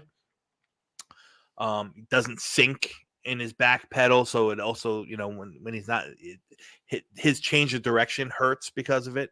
He doesn't have that true fluidity. His back pedal needs work. Not like unlike the guys that we talked about before, and Jair Brown and Chris Smith, who are very, very fluid. Jordan Battle, another guy, great back pedal, can get out of it very quickly. He doesn't have that. That's what his game lacks. He too much separation. He allows too much separation with guys in man coverage. He gets aggressive. Like I said, he can process the plays and what's going on very easily, but he gets too aggressive at times. So he's been burnt a bunch of times. Double moves seem to be a big thing to beat him. I think personally he can play off man better, but it's not where he excels. I think he's a zone guy, which is fine. He's a top 50 pick. There's no doubt in my mind he's a top 50 pick. He's not going to have a hard time finding a home in the NFL. He's not going to have a hard time seeing the field early, because guys like this, like I said, you just put out there and you let him figure it out. I comped him at Jeremy Chin, the safety for Carolina. Again, another guy who they didn't know if he was going to be a safety or linebacker coming out of college. He was a small school kid, but he's got the same build and same makeup and kind of plays with the same vigor. And he's been a true find for Carolina. I think, listen, if he's a Jet, I would love it. I think if he's a Jet, you can assume that he's probably either going to take over or step in at some point in the Jordan Whitehead role and kind of play, in the box, or they make him into a linebacker, which is something that Robert Saleh has a tendency to do. But it doesn't seem to resolve our issue with LaMarcus Joyner. No, he's not. Listen, I don't think that he's a true free safety in the NFL. I think he's kind of more of one of those true hybrid. He can do it in a pinch. He could do it in certain sets, but he just doesn't have the hip fluidity, to kind of open up and run. Although he's fast, he lacks that kind of agility. He's just a big guy. He's probably meant in the front seven. And when do you think he's going to get taken? He's a top 50 pick. He's early second round. He's off the board. Okay. And I see that a lot. So again, the Jets to get to the Jets in the second round, for example, he'd have to slip. No, the Jets pick what, 40 something? 43, I think. 43. Yeah. Well, listen, I say he's top 50 he's a top 50 pick in my opinion, So he might be there, he might not be there. Yeah, listen, he'll be there. I think I shouldn't say he for sure, but I think there's a good chance that he'd be there. Okay. For the Jets in the second round. Right. It's going to be a tough decision, because while safety is a position of need, you have to ask yourself, I think the Jets' priority is, like, they have to figure out free safety LaMarcus Joyner, so they might say this isn't the right guy. We're better off waiting and grab a guy that's just a natural free safety to replace Joyner. But when you watch his film, and like I said, I'll send you the stuff that I have cut up for him. Okay, yeah. You're gonna fall in love, and you're gonna say, okay, I don't give a shit who it is. Get this guy and get him on the field. Right. And JD is a value guy. Yeah, he's not going to get too in love with need and position. If he sees an opportunity to bring another special player onto the roster, he's going to do it.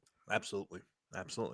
Speaking of special players, number one, to no one's surprise, if you follow me on Twitter, if you listen to me, on Jeremy's show, on Green Bean's show, I can't stop speaking. I can't talk high enough about the best safety in this class, and probably the best safety that I've ever really, really studied, Brian Branch. 58 solo tackles last year, 32 assists, 2 pass breakups, 2 interceptions, 3 sacks. You saw what he did at the highest level of pressure in the bowl game, where he just stood out, and he was making plays all over the field. Like I said, he's arguably the best safety prospect to come out since, I don't even know, in a long, long time. He's a fluid athlete. He can diagnose plays, reacts very quickly. He's extremely versatile. He can play single high free safety. He can play in the box. He can play nickel cornerback. Again, this is another guy that I think if somebody drafted him and said you're going to be our nickel cornerback, our slot cornerback, it wouldn't shock me whatsoever. He can play outside cornerback. He could play on the outside on the boundary. Just every aspect of his game is good. He tackles well. He can blitz. He can shut down and glue. He blows Hamilton out of the water, John Nolte. But I wasn't a Hamilton guy. I thought Hamilton's game left a lot to be desired.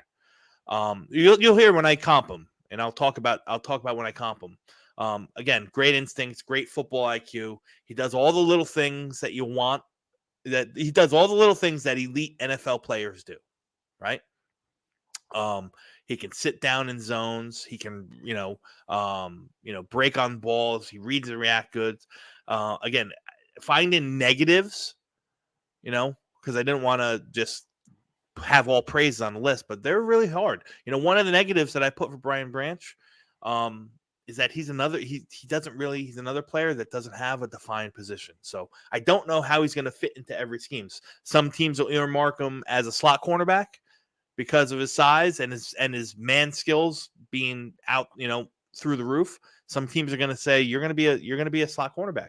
Some teams will want to have him pack on 5 or 10, 15 pounds and be a box safety and be that terror in the box and around the edge, blitzing and all that stuff. Some teams will think that he's versatile to do a little bit of everything. And that's what I think. I think he can play free high. I think he can play single high. I think he can come down and be an enforcer in the box. I think you can put him in on anybody in the slot, big slots like tight ends or flex tight ends or those shifty guys, and you're not going to have to worry about him. I think he's that versatile. I think he's going to be he's obviously a day one pick. I put here in my draft guide that I have him going between picks 10 to 20, but it wouldn't shock me if come April that he's inside the top 10. That wouldn't surprise me in the least.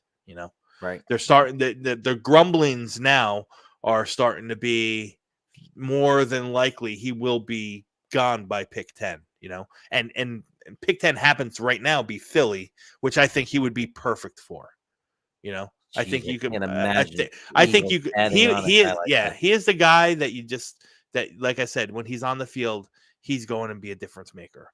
And my NFL comp for him is Derwin James, the Chargers.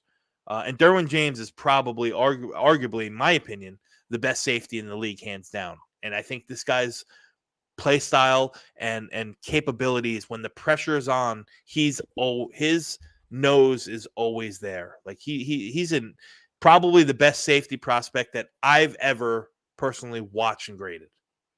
Now, wow. What that means to any of you guys, not that much, but to me it means something because I've watched tons and tons of film, probably hundreds of safeties over the years, and this guy's probably his what he does on the football field stands out more than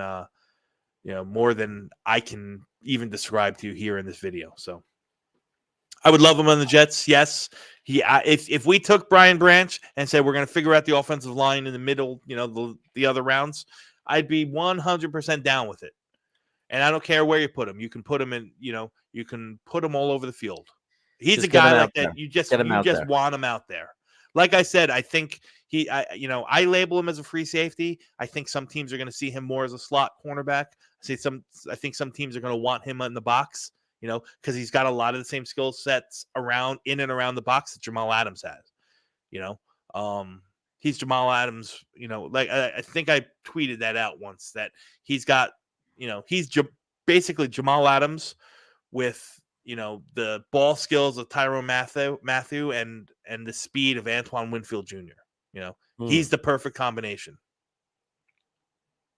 I love it. Yeah. And I mean, look, this guy. It's exciting because I like him because he's a ball hawk, and I think we really need to. As much as I loved our defense this year, I'm not complaining. I liked it in the first half when we were getting turnovers. I think it's such a big part of the NFL. Mm-hmm. And when you get a guy like that, and here's a guy that will force that and make that happen, he will get us the football. And we need guys like that. Yeah. Yeah. You know, that wins games. It makes the difference in games. Whether you're trying to make a big stop like against Detroit, and you have a guy who creates a fumble in a moment like that, in a drive like that, or whether it's just an interception that in the beginning, in the first half, that gives you in first quarter, that gives you momentum.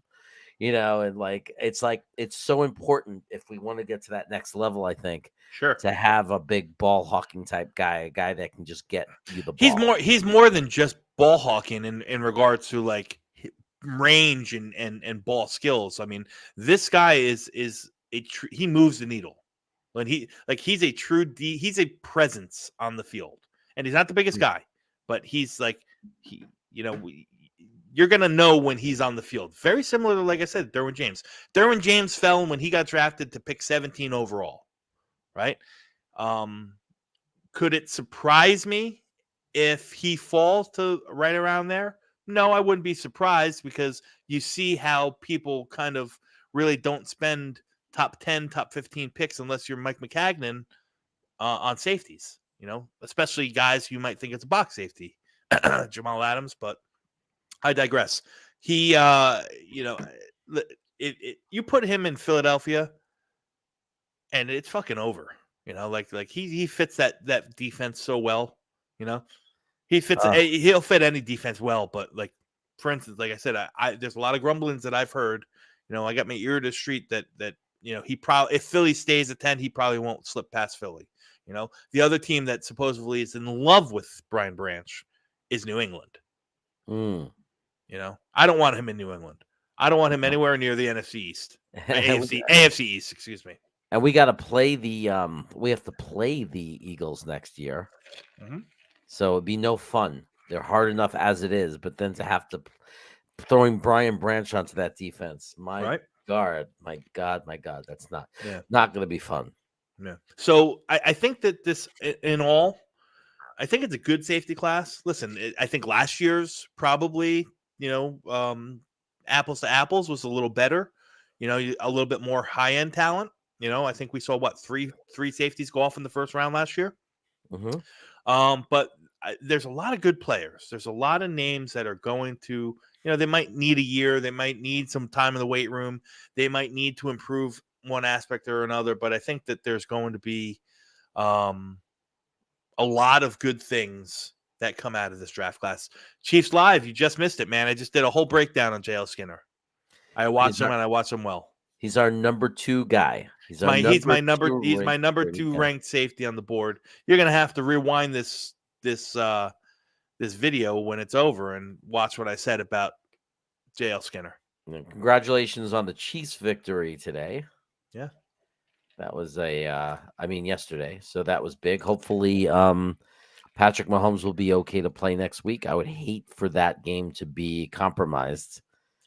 That's always the worst. I mean, at this point, as a football fan, you want to see, in a game like that, you want to see the best players on the field. You don't want to see any injuries on either side. Yeah. So I hope Mahomes can play, and we have a great showdown between the Chiefs and the Bengals. Yeah, man. It'd be great. But you can keep up. Grandizer is posting. If you watch, you could see the rankings. He's keeping track of it for us. You could see all the guys that were rated. You could see you could see who the top 5 were. Brian Branch, and there's your guy, JL Skinner. Even though you have him listed as a free safety, I don't really know if he's a free safety, but it's hard. It's at that level. When you get to that level, I guess it's getting harder and harder. But to say, where are they really going to play? Yeah. But it's funny, like my top 3 on the board. They're really, when you talk about hybrid or utility players, that's really what they are. They could be free safeties. They could play strong safety. They could play slot or nickel cornerback. Brian Branch has a similar skill set to Daxton Hill, but much, much better. Put it this way. Yeah. I mean, like I said, there's not many people. I think it's closer to Derwin James than it is to Dax Hill. That's no disrespect to Hill. I loved Dax Hill last year. I had him as a top 20 player. But I think Brian Branch is just special. Of all the players that I've watched this year, of all the players that I've watched so far, and I've watched, Jeremy knows, hundreds of college football games and hundreds of more hours of game film and tape of these guys. Brian Branch sticks out, probably the most. I came away the most impressed with what I saw from him. If we don't take an offensive tackle, boy, do I hope it's because we took Brian Branch. He's the only guy that in my head that steers me away from offensive tackle. Like we need an offensive tackle, but if you were to say to me the Jets didn't take an offensive tackle, who do you think they took, and are you happy? I'd say, well, it better be Brian Branch. Yeah, I mean, because then I can't be mad because I'm just imagining our defense the way it was and how fun it was last season to have a really good defense. And then imagining Brian Branch just joining that squad. Yeah. That's Listen, just I would love it. I honestly, right now, here we are in April. April. Here we are in January. I just don't see it happening. I don't. Especially if we bring in a free agent quarterback, where our cap is going to get even tighter, after moves are made and releases, so on and so forth. I think that there's a better possibility that we start the season. I'll say this: as much as I love Brian Branch and as much as I would love him, I think there's a better chance of us starting the season with Whitehead and Adams as our starters and drafting another guy later, to come in and develop and maybe push Adams for playing time. So, yeah, well, Chiefs Live, funny you talk about Trenton Simpson, because we're going to talk about the linebackers next week. Yeah. So we're going to do, do you want to do a mock draft where we'll make a rule that we have to use picks 1, 2, or 3? In the first 3 rounds, we must pick a safety. Yeah. However you want to do it. That's fine. Okay. While you get it set up, I'm going to hit the head real quick. Okay. All right. So I'm going to set it up. The only rule is within the top 3 rounds, we have to use a safety, which is going to give us a challenging decision maybe in the second round, because if we might have to, if we, decide if we don't take somebody, we have to pick someone in the third, and we might be losing out on value. So we just went over these 10 safeties. Now we're going to look and say that we have to draft one within the first 3 rounds. And we're going to see how that looks. We'll draft as if we are the Jets. And see how this all goes. So let me share screen. We're going to present. We'll share screen. And I'm going to share. And I'm going to try to zoom in so you could see. Okay, there we go. I got the Jets selected. No, John Nolte, your official mock draft 1. I've already done 2. This is not official, but the next mock draft video I will have will be episode 3 or mock 3, because we've done number 1 and number 2. You old fart. You got to check the video library on my channel, because we're already up to 3. So and Nolte, I didn't forget you. I'm going to send you a courtesy guide, a courtesy copy of the guide if you want one, because I promised you one. Oh, you're going to give the old fella a free copy? Absolutely, man. Nolte, I'll say this. No disrespect to anybody else in the chat, but man, Nolte has always, been a true supporter of me and the little work that I do here in random on random channels, so on and so forth. He's always been a huge supporter, so I got to show him some love, man. Oh, that's good. Salty Nolte. He says absolutely, Dom. See? Yes. The old fart. Somebody told him how to use a computer. Okay, so all right, we got some trades right off the bat. We got a trade offer. I don't trade, Jeremy. I'm setting rule number 2. I don't trade in the AFC East, no matter what. I know. So we're going to tell New England to kick cans. Yep. It's not even that good of a trade offer, to be honest. And this one's ridiculous because, it's not ridiculous. This is a crazy haul. But the problem is it just pushes us back too far, don't you think? Yeah. No, listen. This is, if you looked at it value wise, the value is what the Jets would be getting. That's the higher value here. And realistically, I've been saying this since day one. It wouldn't surprise me if the Jets trade out of the first round, depending on what we do at quarterback, because you're going to have to save money somehow. And what better way to save money than not pay a rookie, Right. Or a first round, a mid round rookie, I should say. That's $4 million right there you could save going from 13 to 44, like Detroit wants us to do. Okay, so here we are. Let's look at who got picked. They took, I'm just looking for offensive tackle. Paris Johnson's gone. He went number 1. And then, that's funny. And nobody else got picked. So all the offensive tackles are there. Obviously, Brian Branch is there. Right now, they still have him down at 18, which I think is ridiculous. And the only other temptation at all that kind of calls out is Brian Breesy, who's obviously an excellent defensive tackle. Yes. So there's Brian Breesy, and then when we scroll down a little bit, there's Brian Branch. And then, of course, Peter Skoronsky is there. And then I believe Broderick Jones is still there. Antonio Johnson is ranked 25, so he was your number 3. Yep. You differ a little bit than them because click on the safeties. You can see. Click on how they rank. I mean, again, this mock draft ratings. This particular one is, I think, a little crazy, but you can see how they have them rated and how I have them rated, and it probably differs a lot. Well, they only mixed up those two, and then Battle they have a little too high. Well, Joseph is a little they too have high. it. They have it higher. I'm not going to say that. Battle is bad. He's not. It just it really depends on Christopher Smith deserves to be higher than a lot. I think so. Guys, right? I think so. Yes, I think. And then they got Trey Dean too high. You didn't even mention him for anything. So yeah, Trey Dean's on my list, but he's in the mid to late teens. And it looks like Ronnie Hickman is the best value in the bunch in this range when you get into the 100s. So Torrance as well, or Jamie Robinson's a good player again. Right, we talked about him. Yeah. So do you want to do this one, Jeremy? You want to do this mock taking Branch, and let's see what else we can, how we can build the team if we took Branch first?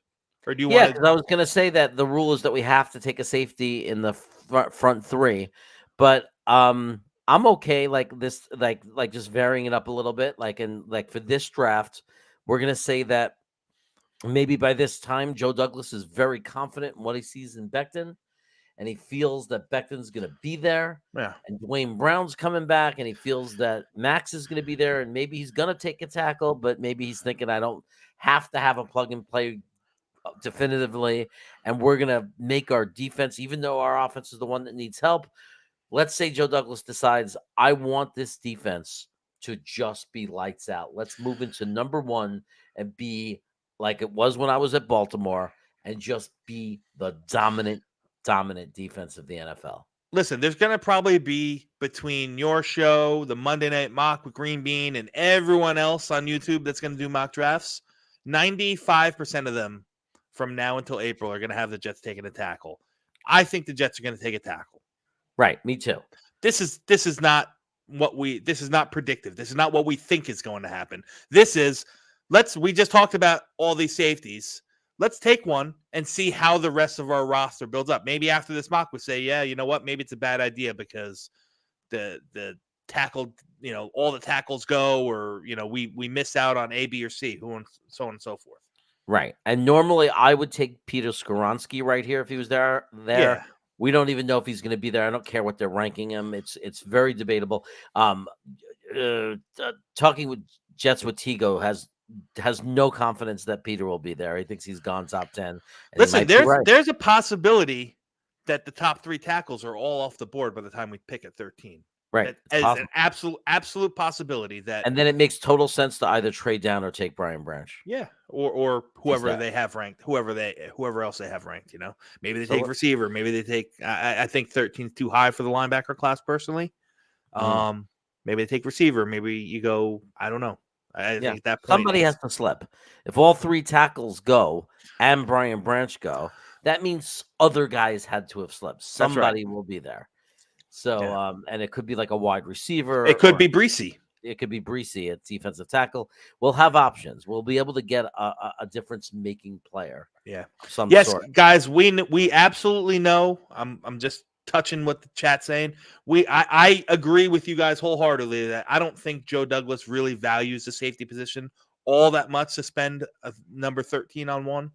But again, we're just going with something different here, guys. Let's see how the team can be made with if we don't take everybody calm their liver. We're just doing a draft where we're taking the safety first to see what it looks like. It's just make believe. So everybody, Jeremy's gonna have 600 mock drafts done between now and April, and on 550 of them, he's gonna take the tackle. So don't worry. Right, it's just make believe. Yeah. Okay, so I think there's a good offer, but it depends on what's on the board here. So yeah, we're gonna check the board, but this is an offer that I usually jump at because you go back a couple of spots, we may get the same guy we wanted, and look how you upgrade that pick. I mean, 114. There's some guys fourth there. rounder.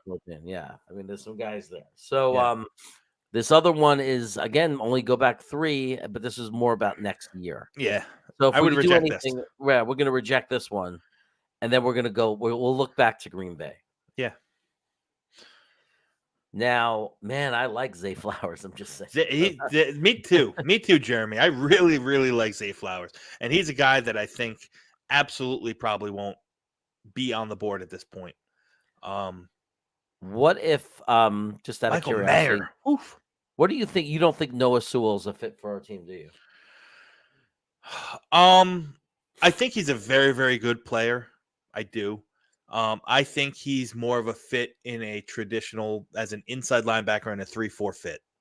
You know, think of, teams like Pittsburgh and Miami or any 3-4 base defense. I think he's more of an inside linebacker for a 3-4 fit. So I don't personally think that he's a real true fit for our defense. I'll give you a little preview to next week. Sewell's number 5 on my board. He's my fifth ranked linebacker. So you don't think he's a bad player at all? No. Right. Okay. No, not at all. Drew Sanders, I'm betting you like better. Drew Sanders. I love Drew Sanders. I was very close to ranking Drew Sanders number 1 on my board. Wow. Isn't he the fast one? He's got a little bit of everything. He's lanky. Look, he's long. Yeah. He came into the he was one of the highly touted prospects when he came in out of high school. He was a linebacker, middle linebacker, off-ball linebacker in high school. Went to Alabama and they made him into an edge rusher. Now, and then he left Alabama because he was a part-time edge rusher, so on and so forth. He said, "I want to get back to my roots," and he went back to Arkansas and they played him off-ball. As a Sam, a strong side linebacker, similar to where we play Quincy, and he just killed it this year. Just killed it. You see, I think Green Bay is trading up because they want this tight end, Michael Mayer. Yeah, and listen, truth be told, if Mayer's really on the board, you got to consider him. But this is like we said, play and make believe. We're okay at tight end. I'm okay. I'm okay accepting that trade if you are, Jeremy. Right. Yeah, I think we have to take it. I think we do have to go offense, I think, because we took Branch. So at the way our offense finished the season, it would be you can't justify not taking an offensive player. Before you hit accept, though. Yeah. Before you hit accept, can you just pull up the tackles? What does the tackle depth look like? I'll show you. There was one guy I recognized the name right off the bat who's right up there, and that's Darnell, right? And you also have DeJuan Jones. Yeah, Cody Mauch. Blake Freeland. I think there's still some serviceable guys there. Matt Bergeron. Matthew Bergeron. He's on my top 10. So I see 1, 2, 3, 4, 5, 6 of my top 10 are still on the board. So for me, this is a no-brainer. Right. Someone will be there later. Yeah. Yeah. Even if we passed it in the second round, I think somebody will be there. Right. That's what I mean. I think we can go third round on it. So let's drop back. Mm-hmm. Let's accept this trade. And they did take Michael Mayer. I was right. And then Steve Avila. They took a guard, Seattle. So I don't mind that. I don't feel cheated there. So I'm gonna redirect this for those of you who are high or very involved in the Jets content creator community, you're going to know that name, Steve Avila, very well because he is one of Jets Forever's favorite guys. And he's a great prospect. I'm not knocking him, but I tend to not like him so much because Jets Forever always talks about him. Right, and Jeff Schroeder is kind of proving to be an idiot, so it's hard to go with I'm not going to say anything. that. But. It's so now this is what we have left. Let's go to all. So we're not just looking at the tackles. You got Noah Sewell still up there, which is interesting. Keishon Butte. We're going to go over wide receivers one day. Drew Sanders is still there. I know you love him. I love Drew Sanders. It's just hard to imagine us going back to back. I hear you. Going defense. I think we have to go offense, and the best offensive player on the board, I think, for us is clearly John Michael Schmitz. I would beg to differ. If this board was exactly what we're looking at this pick, I run to the podium for Darnell Wright. Let me see that. Hold on. The tackle. I think they have him at 50. Yes. Right. Yeah. So you're saying because we didn't take a tackle in the first rounds, we'd be better off jumping for a tackle here instead of the center. I think he's the better prospect. I think he's a better prospect than Schmitz. And I love Schmitz. There's no disrespect, but I think what you'll get in value from Darnell Wright, you can the dip from not taking Wright to taking your next tackle is a lot bigger than passing on Schmitz and taking your next center. Right, because there are other good centers. Yeah. Okay, and this is ridiculous. Lucas Van Ness is a top 20 player. He's a top 20 player, and they have him here at 50. Would JD be tempted to take him here if he was there? Would he say, "Screw it, I don't care if we need offense"? I can't. Listen, if we have no Carl Lawson next year, I don't think Edge is out of the question early. Right. In this case, we're going to go and we're going to take Darnell Wright because we all agree we have to have a tackle. Must have. Let's get our guy. Okay, so we get him. Remember, we're going to have a better pick later because we made that trade. Yep. So we have like another higher pick. This is a ridiculous trade to me, honestly. Yeah, the value's not there, I don't think. Yeah, to trade down. And then this one, it's the same thing. Again, it's just not enough value to trade down here. It just kills us. We need a pick here. Yep. So I think again we're looking for tackle. Now remember, just to see that we could have went third round and still gotten, as far as this board is concerned, we still could have gotten a couple of good guys around here. Sure. Absolutely. I do see. Let's see who we see. Oh, look at Zaire Brown, but we already went safety, so we're not really going to go that way. I don't think Marvin Mims is worth a pick here. I know they have him valued high. He's probably look at Lucas Van Ness. I know he's still there. It's ridiculous. So is Gervon Dexter, which is also crazy to me. Now, I'm not super high on Gervon Dexter, but I think he's going to be a round 2 pick based on his upside. He has as much talent.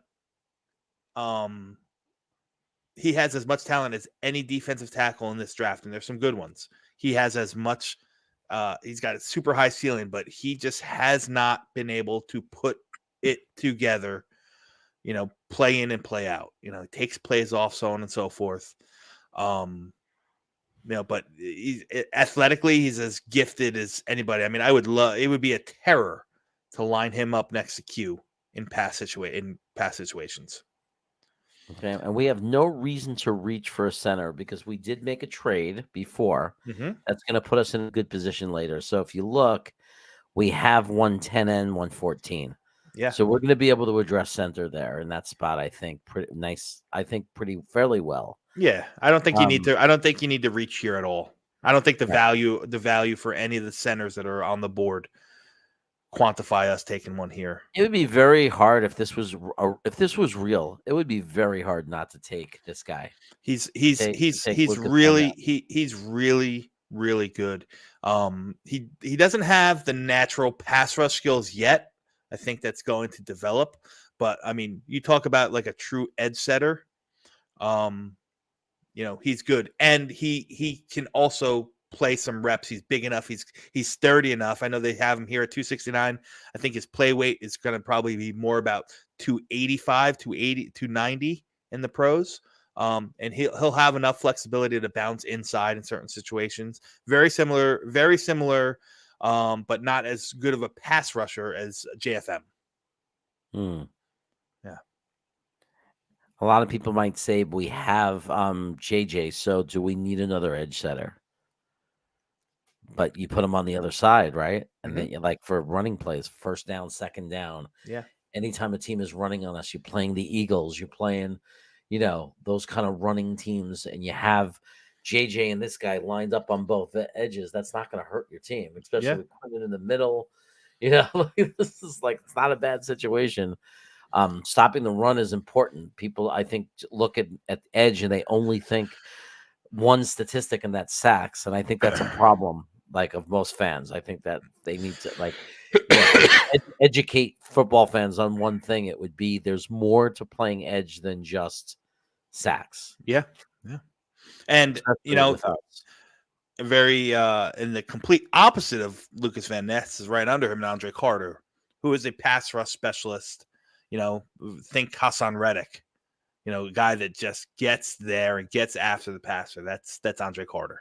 Let me ask you about. Oh, okay. Let me ask you about Marvin Mims. Yeah, is he his brother? Is he Denzel's brother? No, he's not. Okay. He's not. Hey, listen, he's another guy, man. He's a speedster. Yeah. Well, I mean, he's okay. He doesn't do anything phenomenally well, if you ask me. He's a shot. He's a shot guy. He lacks like overall like the he's got like a build similar to Elijah Moore. But I think Elijah Moore is a much more talented receiver than Marvin Mims. The guys I like here at this level, I like Jack Campbell. Although I actually comped, again, we're going to talk about linebackers next week, but Jack Campbell, I have my pro comp with CJ Mosley. Wow. Yeah, he's really good. But isn't that the wrong position for us? Well, then? Like, what could we do with Jack Campbell? Because we already have Sherwood. Like, can he play week or Mike?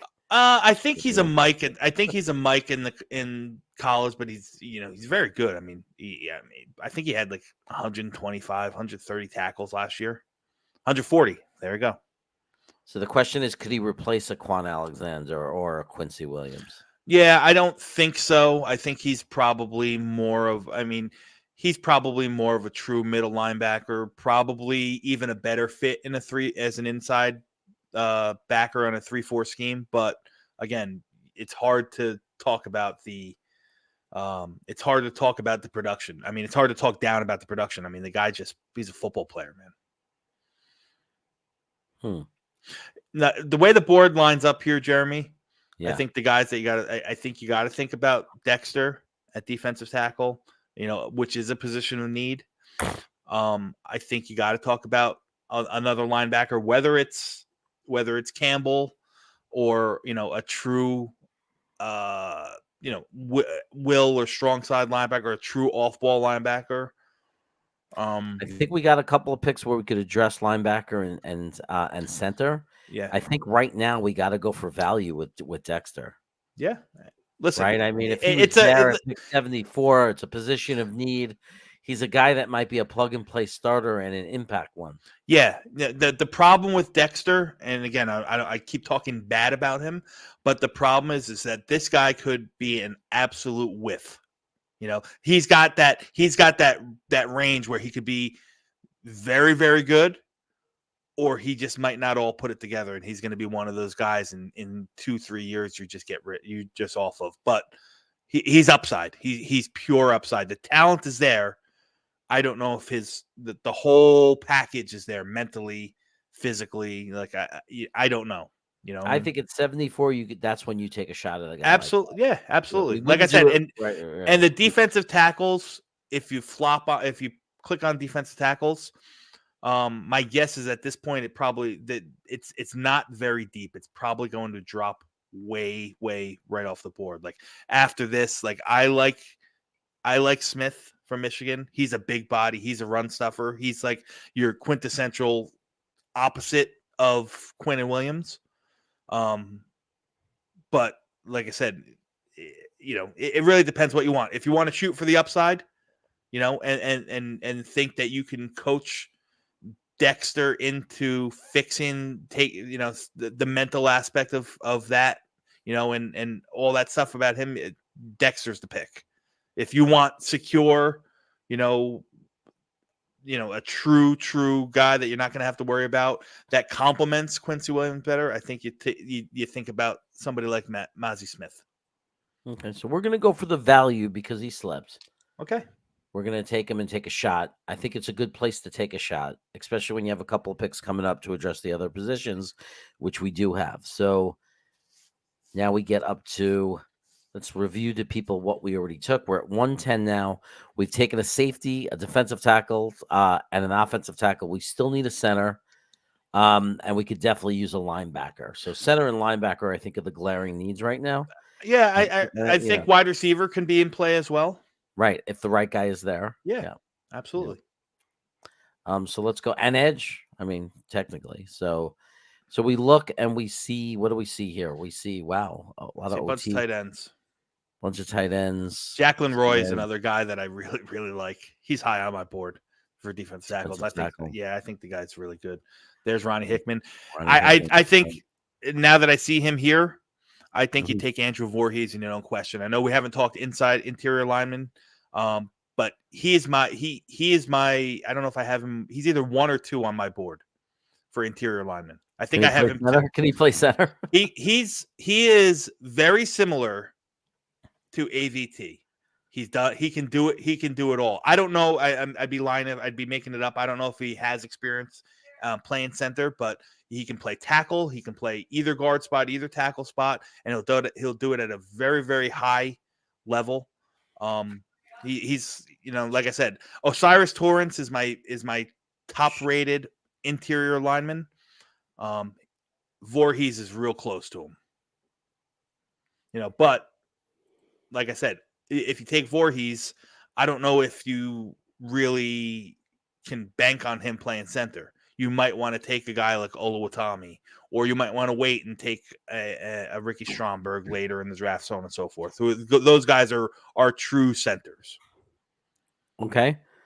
So it sounds like we should take advantage, and I'm gonna go for it. You know what? Because we're gonna need someone to replace Lincoln Tomlinson after next year. You can't wait to get rid of Lincoln Tomlinson, man. I cannot wait to get rid of him. And then this guy will give us some security if there's an injury right this year. And we pick at 114 right away anyway. I do think we need to address center eventually. We're not Oluwatimi's the pick. And then he's right there. So now you get center, and we really address the offensive line. And I have no problem doing that. Yeah. No problem addressing the whoa, what is going on here? That was what is going on here? I don't know what I did. Did you have another window open maybe? No. We may have just lost the draft. This happens sometimes. Oh no. We may have lost it. I don't know if there's any way to save it. If I go backwards, it's gonna jeez. All right.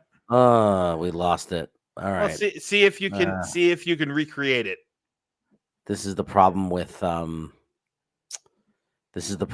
whatchamacallit. PFN. With PFN. Yeah, this happens to people all the time. It's very irritating. Oh, I gotta redo it too because I don't know if I took the Jets. Okay, let me hurry up and see if I could do this. Otherwise, we could just wrap up because people got the idea.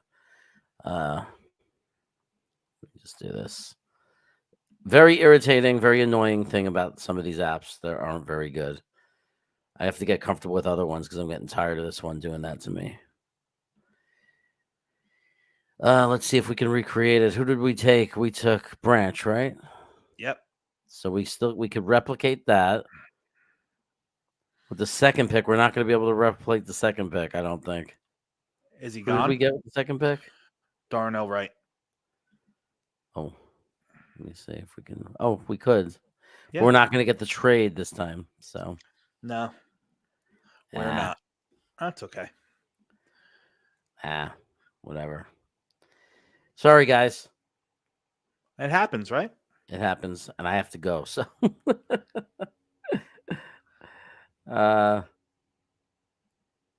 just curious if who's still here, but man, we're never going to be able to replicate that exact draft. It's a bummer. Well, then the mock is worth. But in that situation, we were able to secure ourselves Brian Branch, a safety. We were able to secure ourselves a very good starting tackle in Darnell, or tackle prospect in Darnell Wright. We're able to secure ourselves a defensive tackle in Gervin Dexter. We're able to get our center in Oluwatami, and that's when it crapped out. After that, you're probably taking best available at that point anyway. You're going to find a linebacker. You're going to find a receiver, probably. I'm kind of thinking I would have been happy with that draft. I liked the way it was going. I really like that. That was a total offensive line rebuild, a total defensive line. Oh, yeah, because we got Voorhees also. I forgot about that. I mean, you're talking about center, guard, tackle. You're talking about, future a guard who can come in right away if anything happens this year, injury-wise, but a guy who's definitely the future, playing opposite of AVT. You got your tackles. Hopefully Becton comes back, and you got him playing with Darnell. And then you had we had in that scenario, as our draft played out, Darnell Wright can play left or right. He can play left tackle or right tackle. I think he's got the chops to line up either. So, if Becton comes back healthy, you can have Darnell Wright and Max Mitchell, fight it out for the right tackle spot.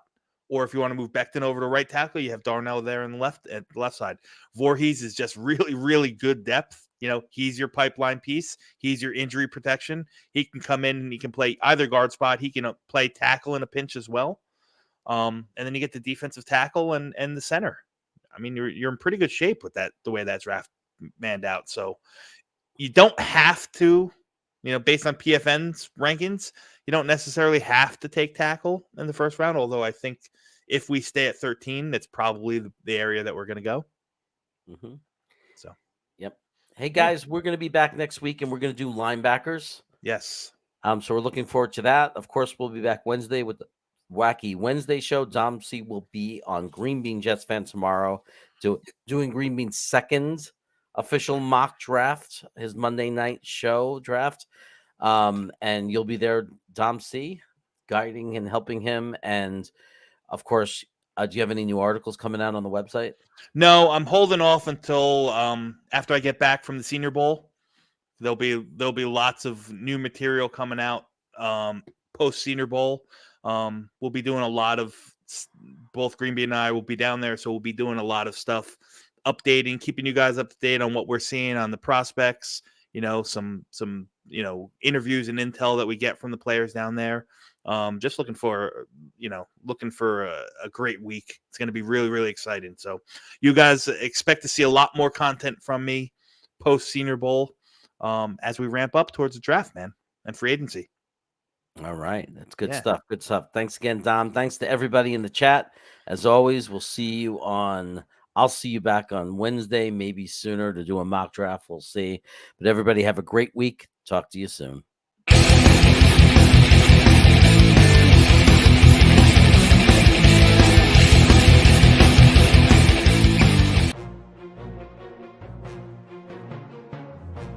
Don't not be Thibodeau. And here it comes. It's about to come in. Oh my God. They didn't. They took Sauce Gardner. Oh my God, they don't want an edge. Maybe he likes Jermaine Johnson at 10. Then we're not going to get a wide receiver? Garrett Wilson, wide receiver. Oh my God, no edge. Who's sitting there? The Jets traded up. Are we taking JJ? Are we taking JJ? Because I know Braden is in New Zealand saying, we should get Lily, Mike. He's definitely saying that. JJ! We got Johnson! We got Johnson at 26! We got Johnson at 26! This is great! Yes! They took Roger McCreary, they didn't take Dean, and we traded up. We can get Jacoby Dean. It really is. They took Breece Hall. Wow. I mean, look, I love Breece Hall. But there's also Jeremy Ruckert, who I think is the best tight end in the class personally. They took Jeremy Ruckert. Yes!